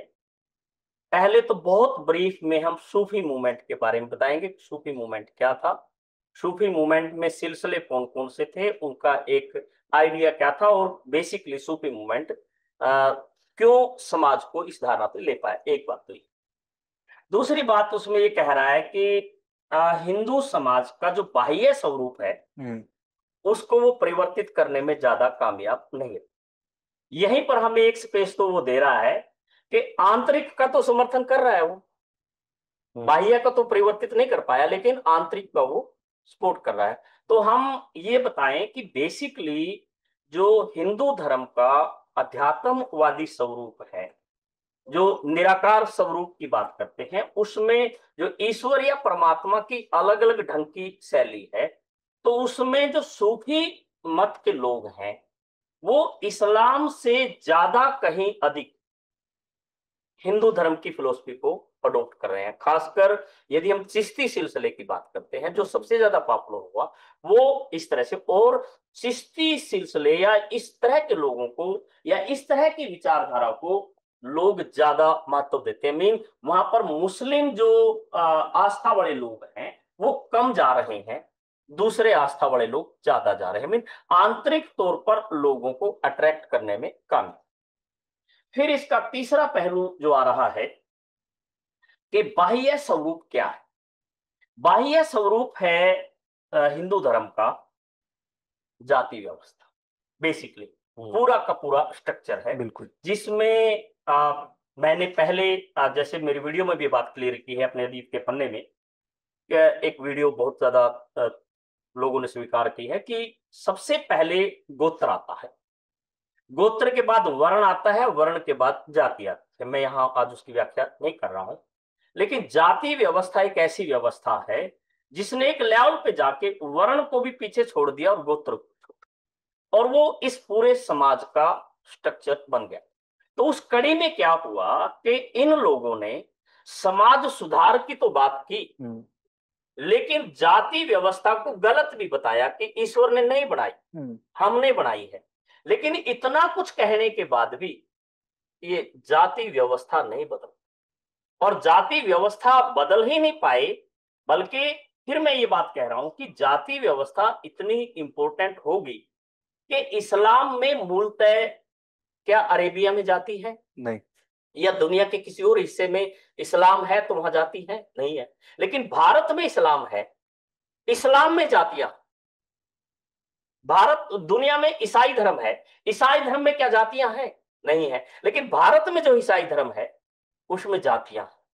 सिखिज्म सामान्यता नहीं है, लेकिन जातियां हैं। अर्थात जो वो बाह्य स्वरूप है उसके साथ ये भी छेड़छाड़ नहीं कर पाए, बल्कि बदलाव तो क्या दूर की बात थी, अपने इस्लाम को नहीं बचा पाए जातियां आने से।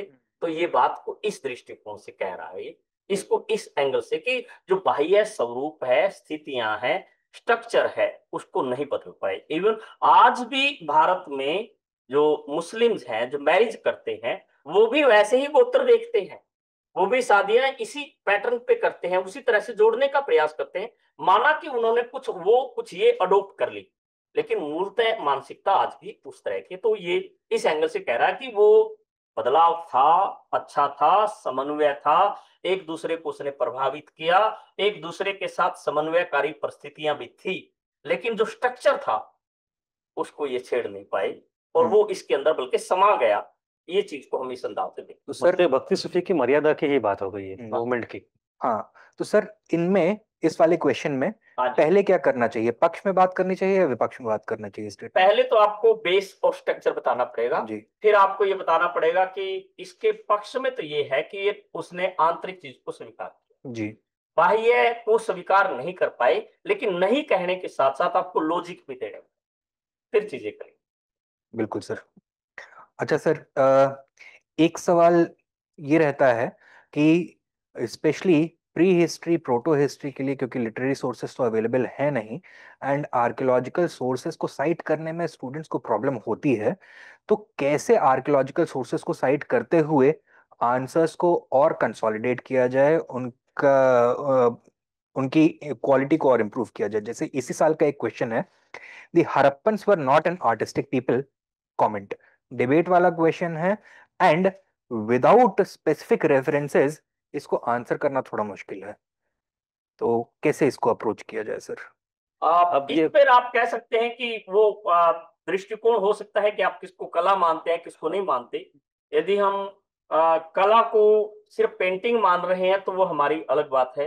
यदि हम उसको मूर्ति मान रहे हैं, हम उसको बर्तन कला मान रहे हैं, उसको स्थापत्य कला मान रहे हैं, या उनके जो है अलग अलग निर्माण के, तो हम उसको कला प्रेमी क्यों नहीं कहेंगे। आप उसको एक एक करके क्लियर कर दो।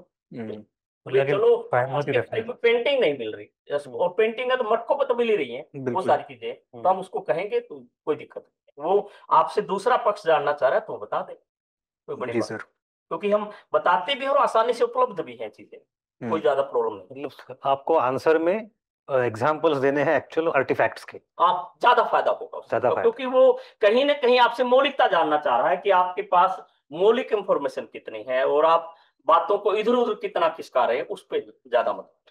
ठीक है सर। सर कुछ क्वेश्चंस ऐसे होते हैं कि क्वेश्चन के बारे में हमको कॉन्क्रीट इंफॉर्मेशन होती है, लेकिन हिस्टोरियंस ने क्या उसके बारे में बोला हुआ है वो हो सकता है पता हो या ना हो, लेकिन उसको आंसर में इंक्लूड करना है नहीं करना है, किस डिग्री तक करना है, मतलब हिस्टोरियोग्राफी के पर्सपेक्टिव को कितना ज्यादा प्रोमिनेंटली या अपने आंसर में डेमोन्स्ट्रेट करना है। जैसे कि एक क्वेश्चन है sir, Gandhi restrained mass movements yet he retained his popularity among the masses, comment, Gandhi ji ने जन आंदोलन को नियंत्रित किया फिर भी उन्होंने जनता के बीच अपनी लोकप्रियता बनाए रखी, टिप्पणी कीजिए। तो यहाँ पे सर हिस्टोरियोग्राफी का क्या रोल रहेगा और आंसर में कैसे उसको डाला जाए?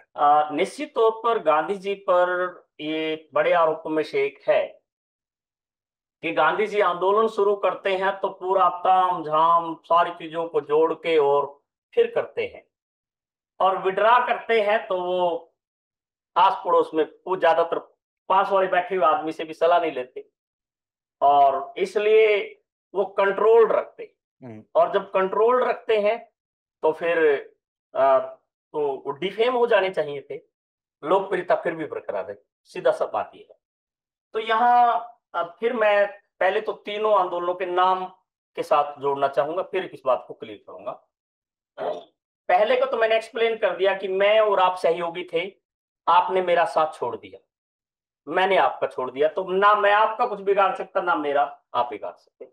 दूसरे पर वो कह रहे हैं सिविल डिसओबीडियंस, सविनय अवज्ञा आंदोलन। क्लियर है कि विनय और व्यय भी स और अवज्ञा, डिसओबीडियंस करूंगा, मैं आज्ञा का पालन नहीं करूंगा, मैं आपकी आज्ञा का पालन नहीं करूंगा, मैं आपका कानून तोड़ूंगा, लेकिन विनम्रता का ध्यान रखो, आप बहुत गंदे आदमी हैं, आपकी पॉलिसी बहुत घटिया है, आप नमक जैसी चीज के ऊपर टैक्स लगाए बैठे हैं, मैं आपको कैसे माए बाप कह दूं। ठीक है, और वो आदमी सहयोग नहीं दे रहा, आप उससे सहयोग नहीं ले पा रहे, वो आपका कानून तोड़ता है, आप उसे कानून नहीं मनवा पा रहे, तो फिर गांधी तीसरे में जाके कहते हैं फिर आपकी जरूरत क्या है, क्विट इंडिया। तो एक तो ये कि सिर्फ नाम नहीं है, बल्कि इन नामों के पीछे गहराई है, जिसको एक आम हिस्ट्री के स्टूडेंट को, चाहे वो किसी भी लेवल का हो, उसको समझ के चलना चाहिए। एक बात तो ये, आप जो लोकप्रियता और अलोकप्रियता का सवाल है, उसमें सबसे ज्यादा जो मेजर चर्चा है वो है चोरा चोरी की घटना, जिसको लोग पूछते समय भी कई बार सोचते हैं और आरोप भी ढंग का लगता है गांधी कि गांधी ने चोरा चोरी के कारण आंदोलन वापस ले लिया, और लोग कहते हैं पीठ में छुरा मारा, घोप दिया, कई लोग कहते हैं गांधी दलाल थे, और कई लोग तो जो है कि अंग्रेजों के साथ मिले हुए थे, और यदि वो ना वापस लेते तो आजादी पहले ही मिल जाती। ये सारी बातें हैं, और रिजल्ट यहां तक भी है कि गांधी जी गिरफ्तार हुए 16 फरवरी को, और अखबार लिखता है, खासकर अंग्रेजी जो अखबार है, कि गांधी गिरफ्तार हो गए और एक कुत्ता तक नहीं भौंका। यानी इतना बड़ा लीडर जिसके कहने से 80 लाख लोग गिरफ्तार हो गए ऐसे ही आंदोलन में, नॉन कॉपरेशन मूवमेंट में, और उस आदमी की गिरफ्तारी पे कुत्ता तक भी ना भौंके, कितनी बड़ी बात है, कितनी बुरी बात है ये कहानी। तो ऐसे में, क्योंकि मैं बहुत विस्तार से तो नहीं जाऊंगा, ना इसकी जरूरत है यहां पर, गांधी जी ने कोई बहुत ज्यादा इसके ऊपर टिप्पणी नहीं की, बहुत हल्की फुल्की है वो बात। सवाल यहां है जिसका एनालाइज हुआ और जिसके बारे में क्लियर हुआ, या जिसके आइडिया बने, कि गांधी जी ने अगस्त 20 में जैसे नॉन कॉपरेशन मूवमेंट स्टार्ट हुआ और ये चला गया 21 तक, और हम हर साल हर महीने की गिरफ्तारी देखें, अगस्त, सितंबर, अक्टूबर, नवंबर, दिसंबर 20, फिर सेम पूरा का पूरा 12 के 12 महीने 21 का, हमें 4 लाख से लेके 10 लाख तक गिरफ्तारी प्रति महीना मिल गई। लेकिन सितंबर अक्टूबर के बाद जाके 21 में ये गिरफ्तारी का स्तर हजारों में, 50,000, 40,000, 10,000 तक भी आ गया। और सच बात यह है, यदि 22 की बात करें पूरे देश में जनवरी में ठीक ठाक 1000 लोगों की गिरफ्तारी नहीं। तो यहां पर 2 बयान आप गांधी जी के पढ़े कि जब अहमदाबाद अधिवेशन हुआ कांग्रेस का 21 में, तो गांधी जी ने कहा कि मुझे ऐसा ही आंदोलन चला के दिखाओ जैसे पहला था, 1 साल और मैं स्वराज दे दूंगा। इसके 2 मतलब है। लोगों ने तो कहा गांधी जी प्रशंसा में थे और प्रशंसा में वो ये बात कह रहे हैं। सच क्या थी, गांधी जी उन लोगों में जोश डालना चाहते थे कि भाई ठंडे हो गए हो, थोड़ा संभल जाओ, चीजें आगे आ जाएंगी। एक बात तो ये समझ के चलनी पड़ेगी। दूसरा पहलू यहां पर यह भी है कि लगभग नहीं था, डेड हो गया था एक किस्म से, तो 5 तारीख को घटना घट गई। तो यदि उस घटना को हिंसक बता के गांधी जी वापिस कर लेते तो 6 को भी कर सकते थे, 7 को भी कर सकते थे। कब विड्रा किया गांधी? 12 तारीख, 14 तारीख, 14 तारीख को विड्रा करते हैं गांधी जी। इसका मतलब इन 6, 7, 8 दिनों में गांधी जी ने क्या किया होगा? सोचा होगा 8-9 दिन। और ये बात सोच के कि मेरा राष्ट्रीय आंदोलन यदि उन बुलंदियों तक गया था, 80 लाख लोग उसमें शामिल हुए थे, यदि ये मैसेज चला गया कि मेरी जो सोसाइटी है वो मेरा साथ छोड़ गई, या अंग्रेजों को यह संदेश चला गया कि लोग गांधी जी का साथ छोड़ गए, तो आगे आंदोलन नहीं चला पाएंगे। तो गांधी जी ने क्लियर किया, सोचा कि दोस्त अपने पे ले लूं, ज्यादा क्लियर होगा। दूसरा, हिंसक हो गया था, कोई शक नहीं, अवसरवादी ताकतों के हाथ में आ गया था, क्लियर था। तो गांधी ने आंदोलन ले लिया।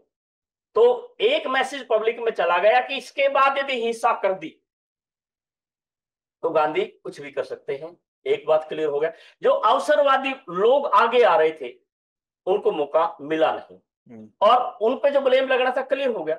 लेकिन ध्यान रहे, गिरफ्तार तो गांधी जी हुए थे ना, और तो कोई बड़ा लीडर गिरफ्तार भी नहीं हुआ था।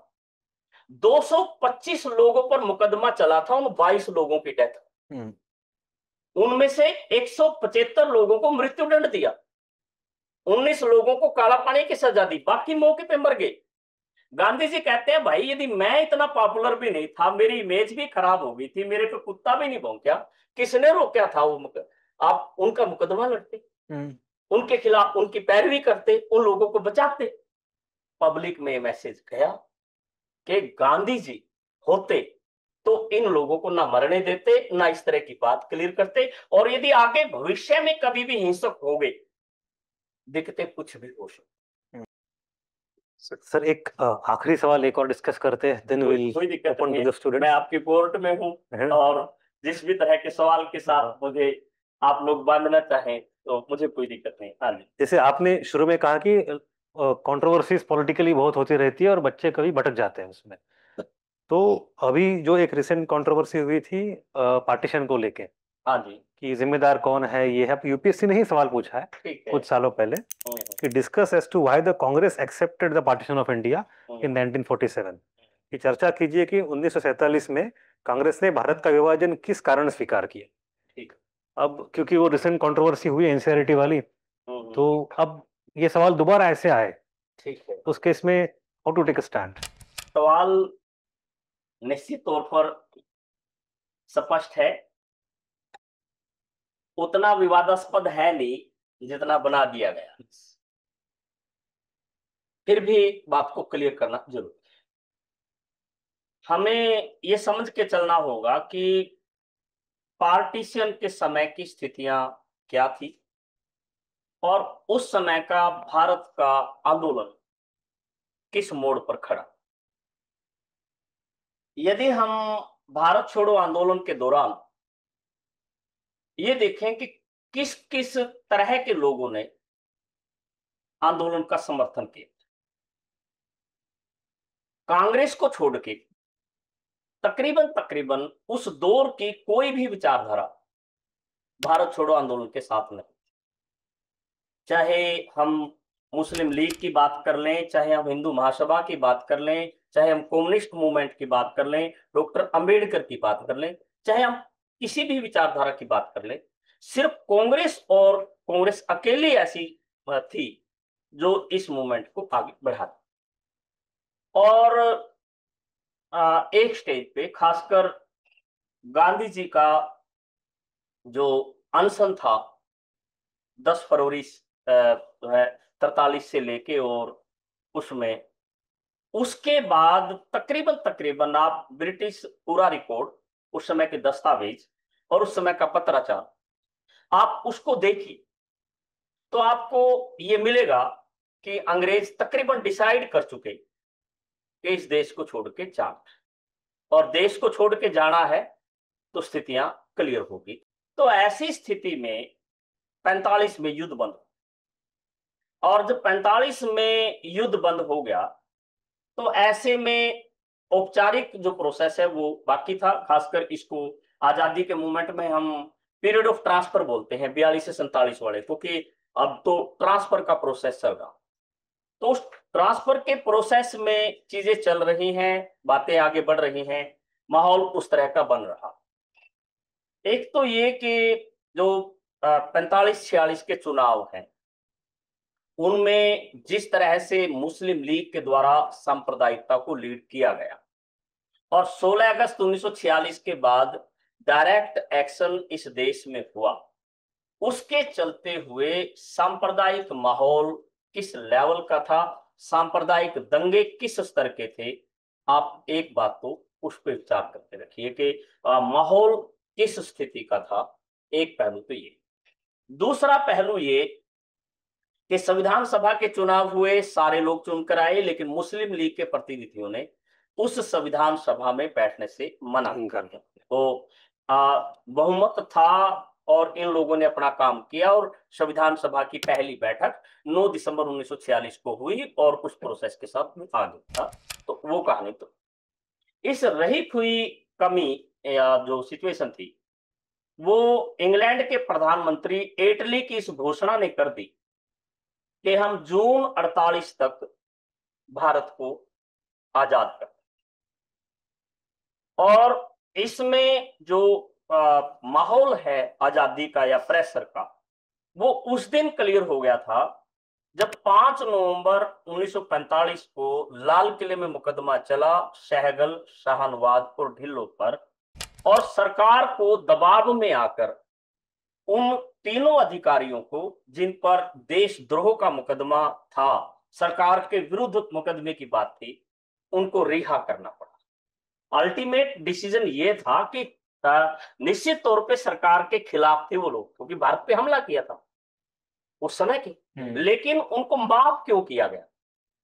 क्योंकि उनको ये कहा गया कि जो कुछ भी उन्होंने किया इस देश की जरूरत और यहाँ के लोगों की भावनाओं के अनुरूप किया। और मुकदमे की लास्ट लाइन भी यही लिखी है कि ठीक है रहा होगा, यानी उन्होंने गलत किया होगा, लेकिन क्योंकि जनता ये कह रही है, बाहर आवाज आ रही है कि लाल किले को तोड़ दो, इन अधिकारियों को छोड़ दो, सहगल ढिल्लो शाहनवाज जिंदाबाद जिंदाबाद।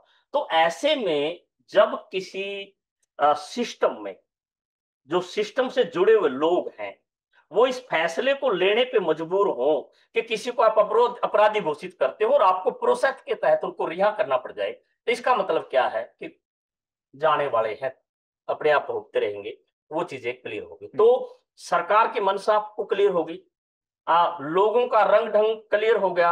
एक ग्रुप ये कह रहा है कि हम तो संविधान ही अपना अलग बनाएंगे। तो ऐसे में सांप्रदायिक दंगे रोज हो रहे हैं, रोज लोग मर रहे हैं हर कड़ी में। तो ऐसी स्थिति में जो माहौल है वो क्या है, एक आप उसको देखिए। दूसरी चीज मैं जो बहुत अजीब सी बात कह रहा हूं वो ये कि जिस दिन एटली ने घोषणा करती थी कि हम जाने वाले हैं, अंग्रेज जो अधिकारी हैं, चाहे वो आईसीएस हैं, चाहे वो और बड़े या छोटे मातहत जो भी अधिकारी हैं, इन अधिकारियों ने अप्रैल 47 में तकरीबन 50% के आसपास अपने बच्चे इंग्लैंड भेज दिए थे, फैमिली शिफ्ट कर दी थी। और 3 जून को जो डिसीजन हुआ लॉर्ड माउंटबेटन के साथ सरदार पटेल, जिन्ना और पंडित नेहरू के बीच में जो पार्टीशन को स्वीकार किया, इसमें लगातार ये डिस्कशन हुआ कि यदि इस देश को यूं ही आग के बीच में झोंकना है और इसी तरह की परिस्थितियों के बीच में हम इसको लिंगर ऑन करेंगे, तो ये लाइलाज बीमारी के रूप में आगे बढ़ेगी। और ऐसी स्थिति में इसको स्वीकार कर लेना ज्यादा समझदारी है। सरदार पटेल की राइटिंग्स में देखिए कि वो तो यहां तक भी कहते हैं कि यदि किसी व्यक्ति का शरीर बीमार हो जाए और उसकी संभलने की स्थितियां ना हो तो डॉक्टर उसको काट के साइड में कर देता है। हमने ये सोचकर भी बात फैसला लिया कि इसको हम स्वीकार कर लें।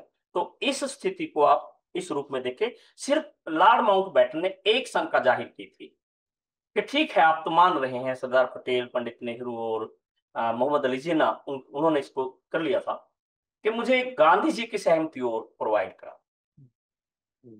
लेकिन गांधी जी पहले भी एक बात क्लियर कर चुके थे कि विभाजन जो है मेरी लाश पे होगा, मुझे इस रूप में स्वीकार। तो उस दिन जब लॉर्ड माउंटबेटन ने कहा कि आप मेरे पास गांधी जी की मीटिंग करवा सकते हो, तो गांधी जी ने लॉर्ड माउंटबेटन से मिलने से साफ मना कर दिया। तो ऐसी स्थिति में विभाजन उस दौर की परिस्थितियों की देन था और उन परिस्थितियों के चलते हुए आप देश को इस तरह की परिस्थिति में, जहां आईसीएस अधिकारी, शासन चलाने वाले लोग, जब उस स्थिति में जिम्मेदारी लेने के लिए तैयार ना हो, वर्ग कोई भी समर्थन करने की बजाय अपने अपनी स्थितियों को देखने की स्थिति में हो, तो ऐसे में हम किसी एक को पर्टिकुलर जब जिम्मेदार देकर करते हैं, तो कहीं ना कहीं जो मूवमेंट से जुड़े हुए लोग थे, उनकी जिम्मेदारी थी या बन रही थी कि यदि कोई रास्ता बचता है तो उसको कम या ज्यादा नुकसान, इसको स्वीकार कर लिया जाना चाहिए, और अल्टीमेट इस तरह से कर रहा। तो इसमें ठीक है, बहुत से लोगों ने कहा कि सत्ता का मोह आ गया था, काम करते करते समय इनकी जो है घुटने दर्द करने लग गए थे, थक गए थे, इस तरह का मोह भी था, वो सारी चीजें। लेकिन तथ्यात्मक विश्लेषण से बहुत सी चीजें दूर चली जाती है। इसको उस दौर की परिस्थितियों के दृष्टिकोण से देखा जाना चाहिए, और वो परिस्थितियां और जब खराब होगी, मैंने कहा था पहले फैमिली भेज दी थी, जुलाई के महीने में तो इन लोगों ने खुद भी जाना शुरू कर दिया था। इवन आप 1 तारीख से लेके और 15-16 अगस्त के 47 के बीच की बात करें, 80% से ज्यादा जो अधिकारी थे जा सिक्योरिटी चुके से थे। जुड़े हुए, वो ड्यूटी पे नहीं जा रहे थे, सारी छुट्टियों पे थे। तो देश को यूं वो इस तरह के संदेश में देखना चाहते थे कि ये लोग सिस्टम को मैनेज नहीं कर सकते, राज हम ही कर सकते हैं, ये राज करने के काबिल है नहीं। तो उन स्थितियों के बीच में और कितने क्या विकल्प बचते हैं, इस पे थोड़ा सा नए सिरे से विचार करें। मतलब ब्लेम गेम की बात है नहीं यहाँ पे, हाँ जी, परिस्थिति की ब्लेम गेम की बात नहीं है। कांग्रेस बिल्कुल नहीं है। आप स्थितियों का, आप देश की उस कंडीशन का हिसाब किताब लगाइए कि 3 सितंबर 1947 को पंडित नेहरू एक बयान में कह रहे हैं कि मैं चाहता हूं कि जो लोग पाकिस्तान से आए हैं, उनको एक दिन में 1 रोटी जरूर उपलब्ध कराऊं। मेरे पास सेना नहीं, दंगे हो रहे हैं, अराजकतावादी परिस्थितियां हैं, अधिकारी ड्यूटी देना नहीं चाह रहे, और ज्यादातर जो ग्रुप प्रत्यक्ष अप्रत्यक्ष जो जुड़े हुए थे, उनको ये लग रहा था कि अब इसमें अपनी हिस्सेदारी और व्यवस्था ठीक हो जाए। तो नेहरू अंतरिम प्रधानमंत्री थे एक समय, और अंतरिम प्रधानमंत्री के रूप में उनकी क्या जिम्मेदारी थी, तो उसको कांग्रेस या गैर कांग्रेस के रूप में मत देखिए, लेकिन जो उस समय का मंत्रिमंडल था और क्या फैसले ले सकते हैं। तो इस सारे परिपेक्ष में हमें इन चीजों को ध्यान में रखते हुए अपने निर्णय लेने और समझने की जरूरत चाहिए। बाकी कंसेप्ट लोगों के व्यक्तिगत चिंतन और व्यवहार या उस पर निर्भर करता है कि वो क्यों ऐसा कर रहे हैं। तो मैं एक इतिहास का विद्यार्थी होने के नाते इसको परिस्थितियों की देन मानता तो sir thank you so much. हूं। एंड सर अब अगर आपकी अनुमति हो तो हम अपने स्टूडेंट्स को भी, कोई दिक्कत नहीं है। तो students, I hope you enjoyed this discussion with doctor Mahendra Singh. And आप लोगों के कोई स्पेसिफिक क्वेरीज हों, please feel free to ask them.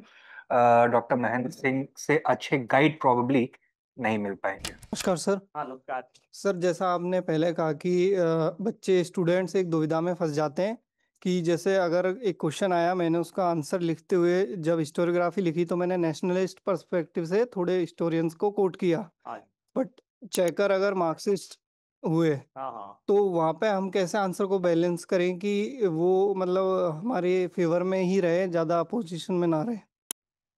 पहली एक बात ये है कि निश्चित तौर पे हमारी राइटिंग में फिलोसफीज हैं, मार्क्सिस्ट भी हैं, सबल्टन भी हैं, या जो है नेशनलिस्ट भी हैं, नियो नेशनलिस्ट भी हैं, अलग अलग सारा कुछ है। तो उसमें मैंने ये कहा कि बहुत एक्सट्रीम लेवल पे जाके बात ना करें। आपको कहना जो कहिए, अपने फैक्ट दीजिएगा, क्योंकि यदि हम इस बारे में विचार करने लगे कि वो लेफ्ट का होगा, वो राइट का होगा, तो फिर हम तो कर ही नहीं पाएंगे।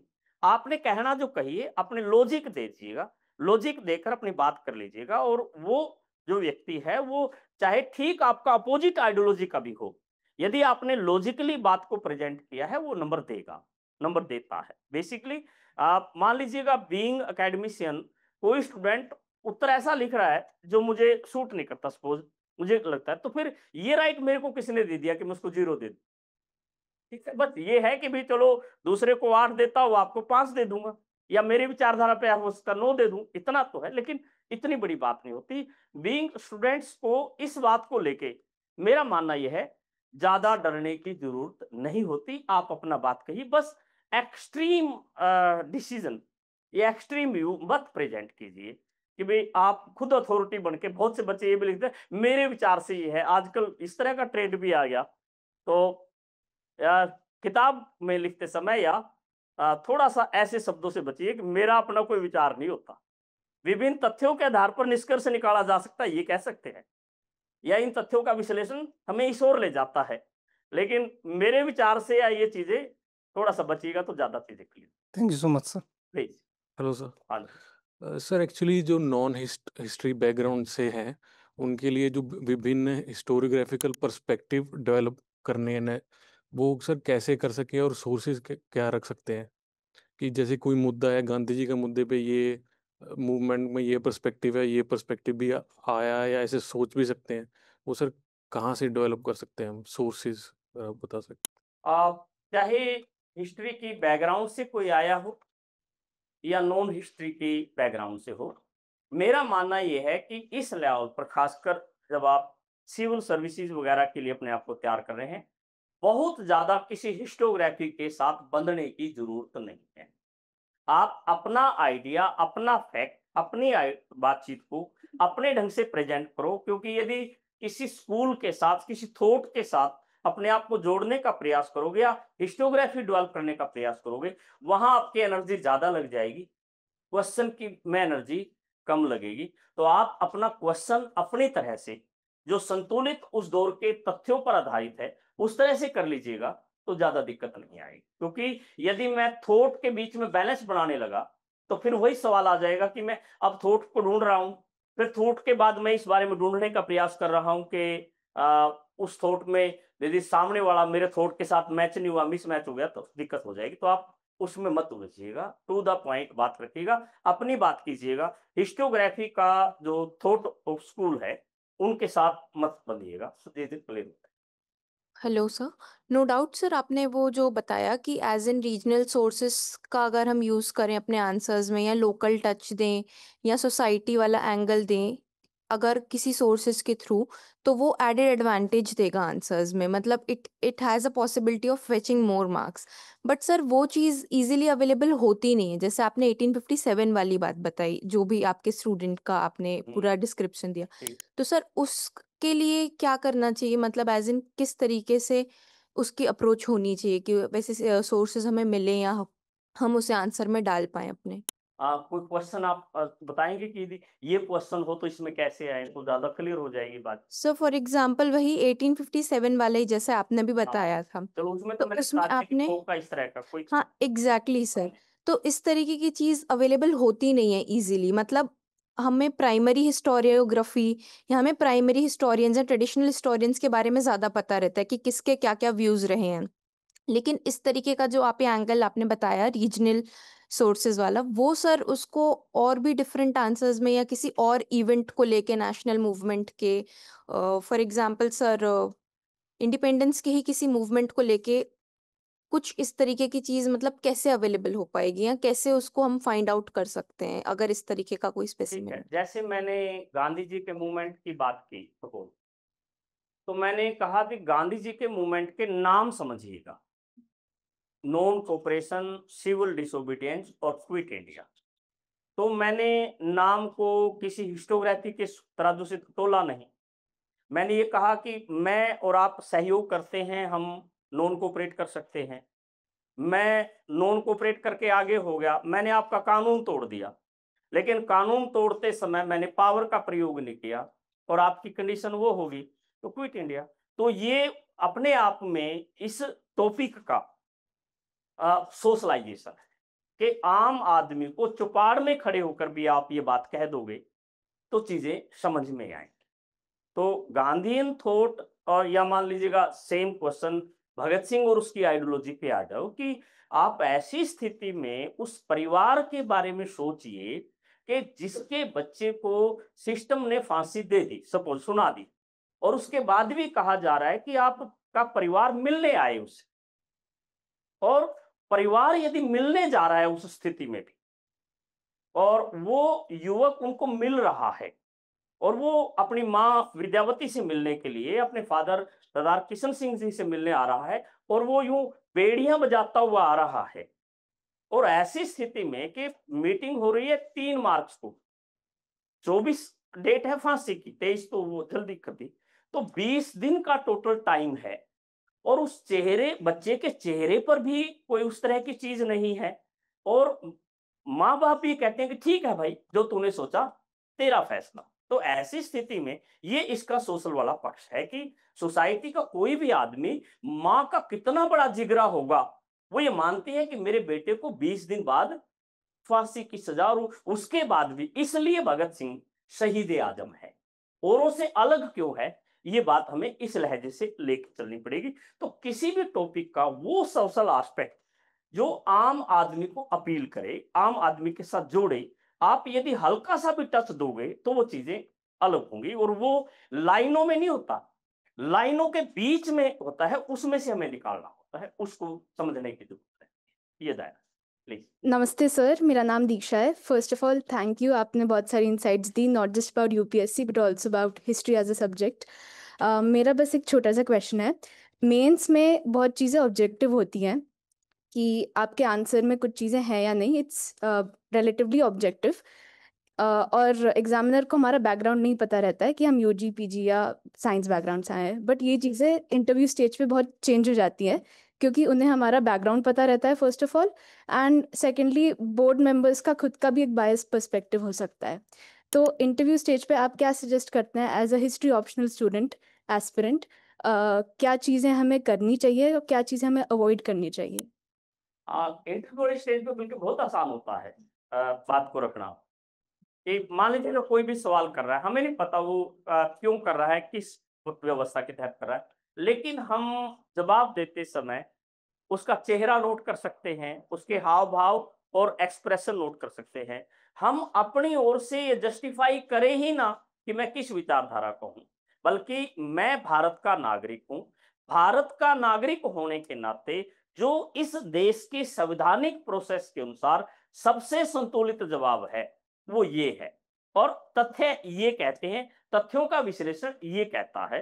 तो ये पक्ष है। यदि उसके बाद भी उनका कोई क्रॉस क्वेश्चन होता है तो आप अपने बात रख सकते हैं कि मेरा ये मानना है, मैं इस पक्ष की बात करता हूं, बाकी ये कंसेप्ट ये है, तो वहां पर वो चीजें आ जाएंगी। मीन बहुत ज्यादा विवाद करने की जरूरत नहीं है, क्योंकि टेबल के इस ओर और टेबल के इस ओर दिन रात का फर्क होता है। मैं भी जब टेबल पे वहां होता हूं तो मेरी स्थिति कुछ और होती है, और यहां बैठ जाता हूं तो मेरी स्थिति कुछ और होती है। तो उस बारे में एक्सट्रीम फिर भी नहीं कह रहा है, लेकिन बात रखनी है संतुलित, और बहुत ज्यादा दिक्कत नहीं होती। बिल्कुल आप 100% असहमति के बीच में भी आपको लोगों को सिलेक्शन होता हुआ मिल जाएगा, क्योंकि आपने बात रखी है ऐसी। जब आप डिबेट देखते हैं ना कई बार मंचों पे, तो आप फेवर वाले होते हैं, लेकिन आपको अंगेस्ट वाले क्योंकि कई बार बहुत अच्छे लगते हैं। आप अंगेस्ट में होते हैं तो फेवर वाले का समर्थन कर देते हैं। तो ऐसे में बेसिकली पैनल का मकसद देश के लिए ऐसे व्यक्तियों का चयन करना है जिनकी मौलिक सोच हो, समय और स्थिति के अनुसार ठीक निर्णय लेकर एडमिनिस्ट्रेशन चला सके, इस तरह का दायरा होता है। वहां पक्ष और विपक्ष, बायस्ड और अनबायस्ड उस लेवल के नहीं होते, लेकिन फिर भी क्योंकि हम इंसान हैं और इंसानों की अपनी सीमाएं हैं, वो उस पक्ष में भी है उस पक्ष में भी है, केवल इतना ही जानिएगा, उससे ज्यादा नहीं। प्लीज। नमस्कार सर, मेरा नाम युवराज मुंडे है। मुझे मैपिंग रिलेटेड एक क्वेश्चन पूछना था, क्योंकि काफ़ी सारी साइट्स जो पास पास होती है तो वो आइडेंटिफाई करने में थोड़ी दिक्कत आ जाती है, और जो साइट से वो अगर आइडेंटिफाई कर ली तो उसमें क्या लिखना सही रहेगा? बेसिकली देखो, जो मैप है उसमें एक स्पेसिफिक पॉइंट है, और उस पॉइंट को हम हिस्ट्री में स्केल से तो देखते नहीं है।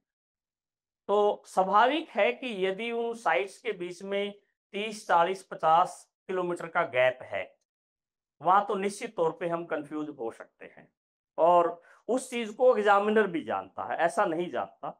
यदि हम उसके बीच में कंफ्यूज हो रहे हैं तो मान के चलना पड़ेगा कि वो तो हमारे सिस्टम का हिस्सा, गलती का हिस्सा है। यदि मैं 100-150 किलोमीटर का भी गैप नहीं देख पा रहा हूं, वहां निश्चित तौर पे मेरे को प्रॉपर एक दायरा रखना चाहिए। ज्यादा क्या करें, जब आप मैप देखते हो या मैप करते हो, मान लो कितने ज्यादा से ज्यादा कुल मिला के 15 के आसपास टोटल मैप हैं जो पूरे के पूरे उसमें काम आते हैं या उनको देखते हैं, तो आप ज्यादा करो, उनको लेंस लगा के जूम करके देख लो कि क्या सी स्थिति आ सकती है। उसको यदि मैं इस मैप में लूं तो इस स्केलिंग में कितने आते हैं, न्यूलोथिक के कितने आए इस एरिया में, मैं पैलोलिथिक के कितने आए, मेसोलिथिक के कितने आए, हड़प्पन कितने आए, वो आपको मोटा सा पता चल जाएगा। या फिर आर्ट के कितने सेंटर यहाँ पर आए, कल्चर के कितने सेंटर आए, बिल्डिंग कितने आए, वो कितने आए, उतना सा है, ज्यादा की नहीं है। और यदि उसमें इक्का दुक्का गलती हो जाती है तो कोई बड़ी प्रॉब्लम ही नहीं आती है। लेकिन आप थोड़ा सा एक डेफिनेट सिस्टम लेके चलोगे, अच्छे नंबर भी जरूर आएंगे। ये पहले। सर मेरा क्वेश्चन है सर कि सर ऐसे ऐसे क्वेश्चंस जिसपे हिस्टोरिकल ओरिएंटेशन हो, वैसे क्वेश्चंस को सर कैसे डील करेंगे, जिसमें थोड़ी हिस्टोरिकल टॉपिक्स हो या फिर हिस्टोरिकल अंडरस्टैंडिंग चाहिए सर, वैसे क्वेश्चंस को जहाँ पे वर्ड लिमिट नहीं है, यू हैव प्रॉपर वर्ड्स, तो उसमें कैसे एक्सप्रेस करें? कोई क्वेश्चन है दिमाग में इस तरह का? हाँ सर, मैं आप बताइएगा। सर ये प्रीवियस ईयर है, history repeats itself, first as tragedy, second as farce. एक बार फिर इसी को बोलिए, मैं क्लियर होगा। Sir history repeats itself, first as tragedy, second as farce. पहली बात तो एक आइडिया बनाइए कि आप इसमें सहमत हैं या असहमत है, एक दिमाग में क्लियर। दूसरी बात ये देखिएगा, एक सिंपल से उदाहरण को बात करके, कि एक आदमी एक नदी को सेम परिस्थिति में 2 बार पार कर सकता है। एक आदमी एक नदी को उन्हीं परिस्थितियों में 2 बार पार कर सकता है। या तो वो किनारे नहीं होंगे या वो पानी नहीं। यदि उस बहती हुई नदी को एक व्यक्ति सेम परिस्थिति में 2 बार नहीं पार कर सकता, कितने वीडियो कितने कैमरे लगे हुए हैं, मैं बोल रहा हूं, क्या इस सेम परिस्थिति में मेरे को ये 100% सारे कैमरे सेम एंगल पे देख पा रहे हैं? सेम परिस्थिति में भी नहीं है, सेम परिस्थिति पार भी नहीं हो सकता। तो इसलिए इस विचार के साथ सहमति कतई नहीं है मेरी कि हिस्ट्री रिपीट इटसेल्फ, रिपीट नहीं करती है। हम उसको जनरलाइज करने की कोशिश करते हैं, और जनरलाइज हमारे निष्कर्ष इस तरह के होते हैं कि यदि परिस्थितियां ऐसी होती हैं, उसके परिणाम ऐसे होते हैं। तो ऐसे में जो एथिक्स है, वैल्यूज है, हमें उस चीज पर ज्यादा चर्चा करने के बजाय इस बारे में विचार करना चाहिए कि इस तरह की कार्य करते हुए यदि हम मैनेज करते हैं, उसके रिजल्ट खराब होते हैं। यदि हमारे कार्यों में शुद्धता, अच्छा आचरण, वो सारी चीजें हैं, उसके रिजल्ट अच्छे आते हैं। अच्छे कार्य के अच्छे रिजल्ट आए, खराब काम के खराब रिजल्ट आए, तो उसको हिस्टोरिकल सेंस से देखने की बजाय जो मानवीय मूल्य हैं, नैतिकता और आदर्श हैं, उस तराजू पे तोलिए तो आपके अर्थ बदलता है। सर जैसे सर थोड़ा सा मैं इसको और इलैबोरेट करना चाहूंगा सवाल के तौर पे ही, कि there sometimes there are questions जिसका कोई कॉन्टेक्स्ट एज अ स्टूडेंट हमें पता नहीं होता। किसी की कोड दे दी उन्होंने, किसी का साइटेशन दे, जैसे ये सवाल है हिस्ट्री रिपीट इटसेल्फ, अगर मैं जाके गूगल बुक में ढूंढूं कहीं तो मुझे पता चलेगा एग्जाम के बाद कि ये कार्ल मार्क्स ने लिखा है 18 लुमियर में नेपोलियन थर्ड के कॉन्टेक्स्ट में। अब एग्जाम हॉल में तो हमें नहीं पता, तो इसमें लिखूं क्या मैं? तो इसमें कितना स्पेसिफिक आंसर एक्सपेक्टेड होता है, या फिर अपना इंटरप्रिटेशन लगा दिया हमने, लॉजिकल है, हिस्टोरिकली साउंड इंटरप्रिटेशन है, तो वो एक्सेप्ट होता है? आप निश्चित तौर पे, जैसे आपने कहा कि हमें क्लियर नहीं है, हाँ क्वेश्चन बिन बेसिक पैर का लग रहा है, लेकिन देना तो होगा। तो उसमें फिर यह है कि जैसा क्वेश्चन है हमें भाषा भी वैसी बनानी पड़ेगी। जैसे मैंने कहा कि भाई हिस्ट्री रिपीट इटसेल्फ पे जोर लगा दिया मैंने कि भाई नदी को पार कर सकता है, तो स्वाभाविक है किनारे। अगला कंफ्यूज तो वहां हो गया, और मैंने उसमें से जवाब कहाँ ले लिया कि जो मैं चाहूंगा वो होगा। इसी तरह से यदि मुझे आइडियोलॉजिकली क्लियर नहीं है, तो एथिक्स में हमेशा 3 बातें दिमाग में रखिए। कि पहली बात कि मैं अपनी जगह दूसरे को अपनी की जगह रखूं, तो मुझे कंसेप्ट क्लियर हो जाएगा। मैं नहीं चाहता कोई मेरे साथ बुरा करे, तो मुझे बुरा करने का अधिकार किसी ने नहीं दिया। और फिर जो चीज व्यक्ति, समाज, सबके हित में हो, वो कभी गलत नहीं हो सकती, चाहे वो अच्छी भी हो, और चाहे कोई कानूनी तौर पर लीगल हो, लेकिन समाज और व्यवस्था के लिए वो फिट नहीं है तो वो गलत है। तो आप किसी भी कंसेप्ट को, किसी भी जो है कथन को उस तराजू पे तोल के उसको उसी तरह से थमा दीजिएगा। यही एक रास्ता, और कोई रास्ता नहीं। कोई रास्ता है। हाँ जी, सर, तो ऐसे केस में एक प्रैक्टिकल समस्या भी आती है हाँ जी, कि मेरे पास 3 घंटे हैं, इतने सवाल लिखने हैं, हाँ जी। और एक सवाल का मुझे आगे पीछे कुछ पता नहीं, सर पैर नहीं पता, तो क्या फिर भी उसे अटेम्प्ट करना जरूरी है, या फिर वो 5 मिनट बचा के मैं कहीं और लगाऊं और थोड़ा वहां पे ज्यादा समय दूं एग्जाम में, ताकि क्वालिटी इंप्रूव हो जाए? पहले तो प्रयास करें कि उसको उसको बीच में लेके टाइम खराब ना करें। यदि आपको लगता है कि उस टाइम का कहीं मैं सदुपयोग करके ज्यादा अच्छा आंसर दे दूंगा, कोई बुराई नहीं है, लेकिन कोई जरूरी नहीं कि मैं उसको 5 मिनट लगाऊं, 1 मिनट लगा दूं, और 1 मिनट में जो बात कहनी है मैं उस तरह से कह दूं। उससे क्या होगा, मेरा क्रॉस नहीं जाएगा, मुझे मिलेगा उसमें से, और वो ज्यादा जरूर। तो कंपैरिजन करना पड़ेगा कि मुझे मौके पे फायदा का, वो चीज सोच के चलना, फिर चीजें clear. Thank you very much, sir. And thank you to all our students also for attending this session, giving us your precious time.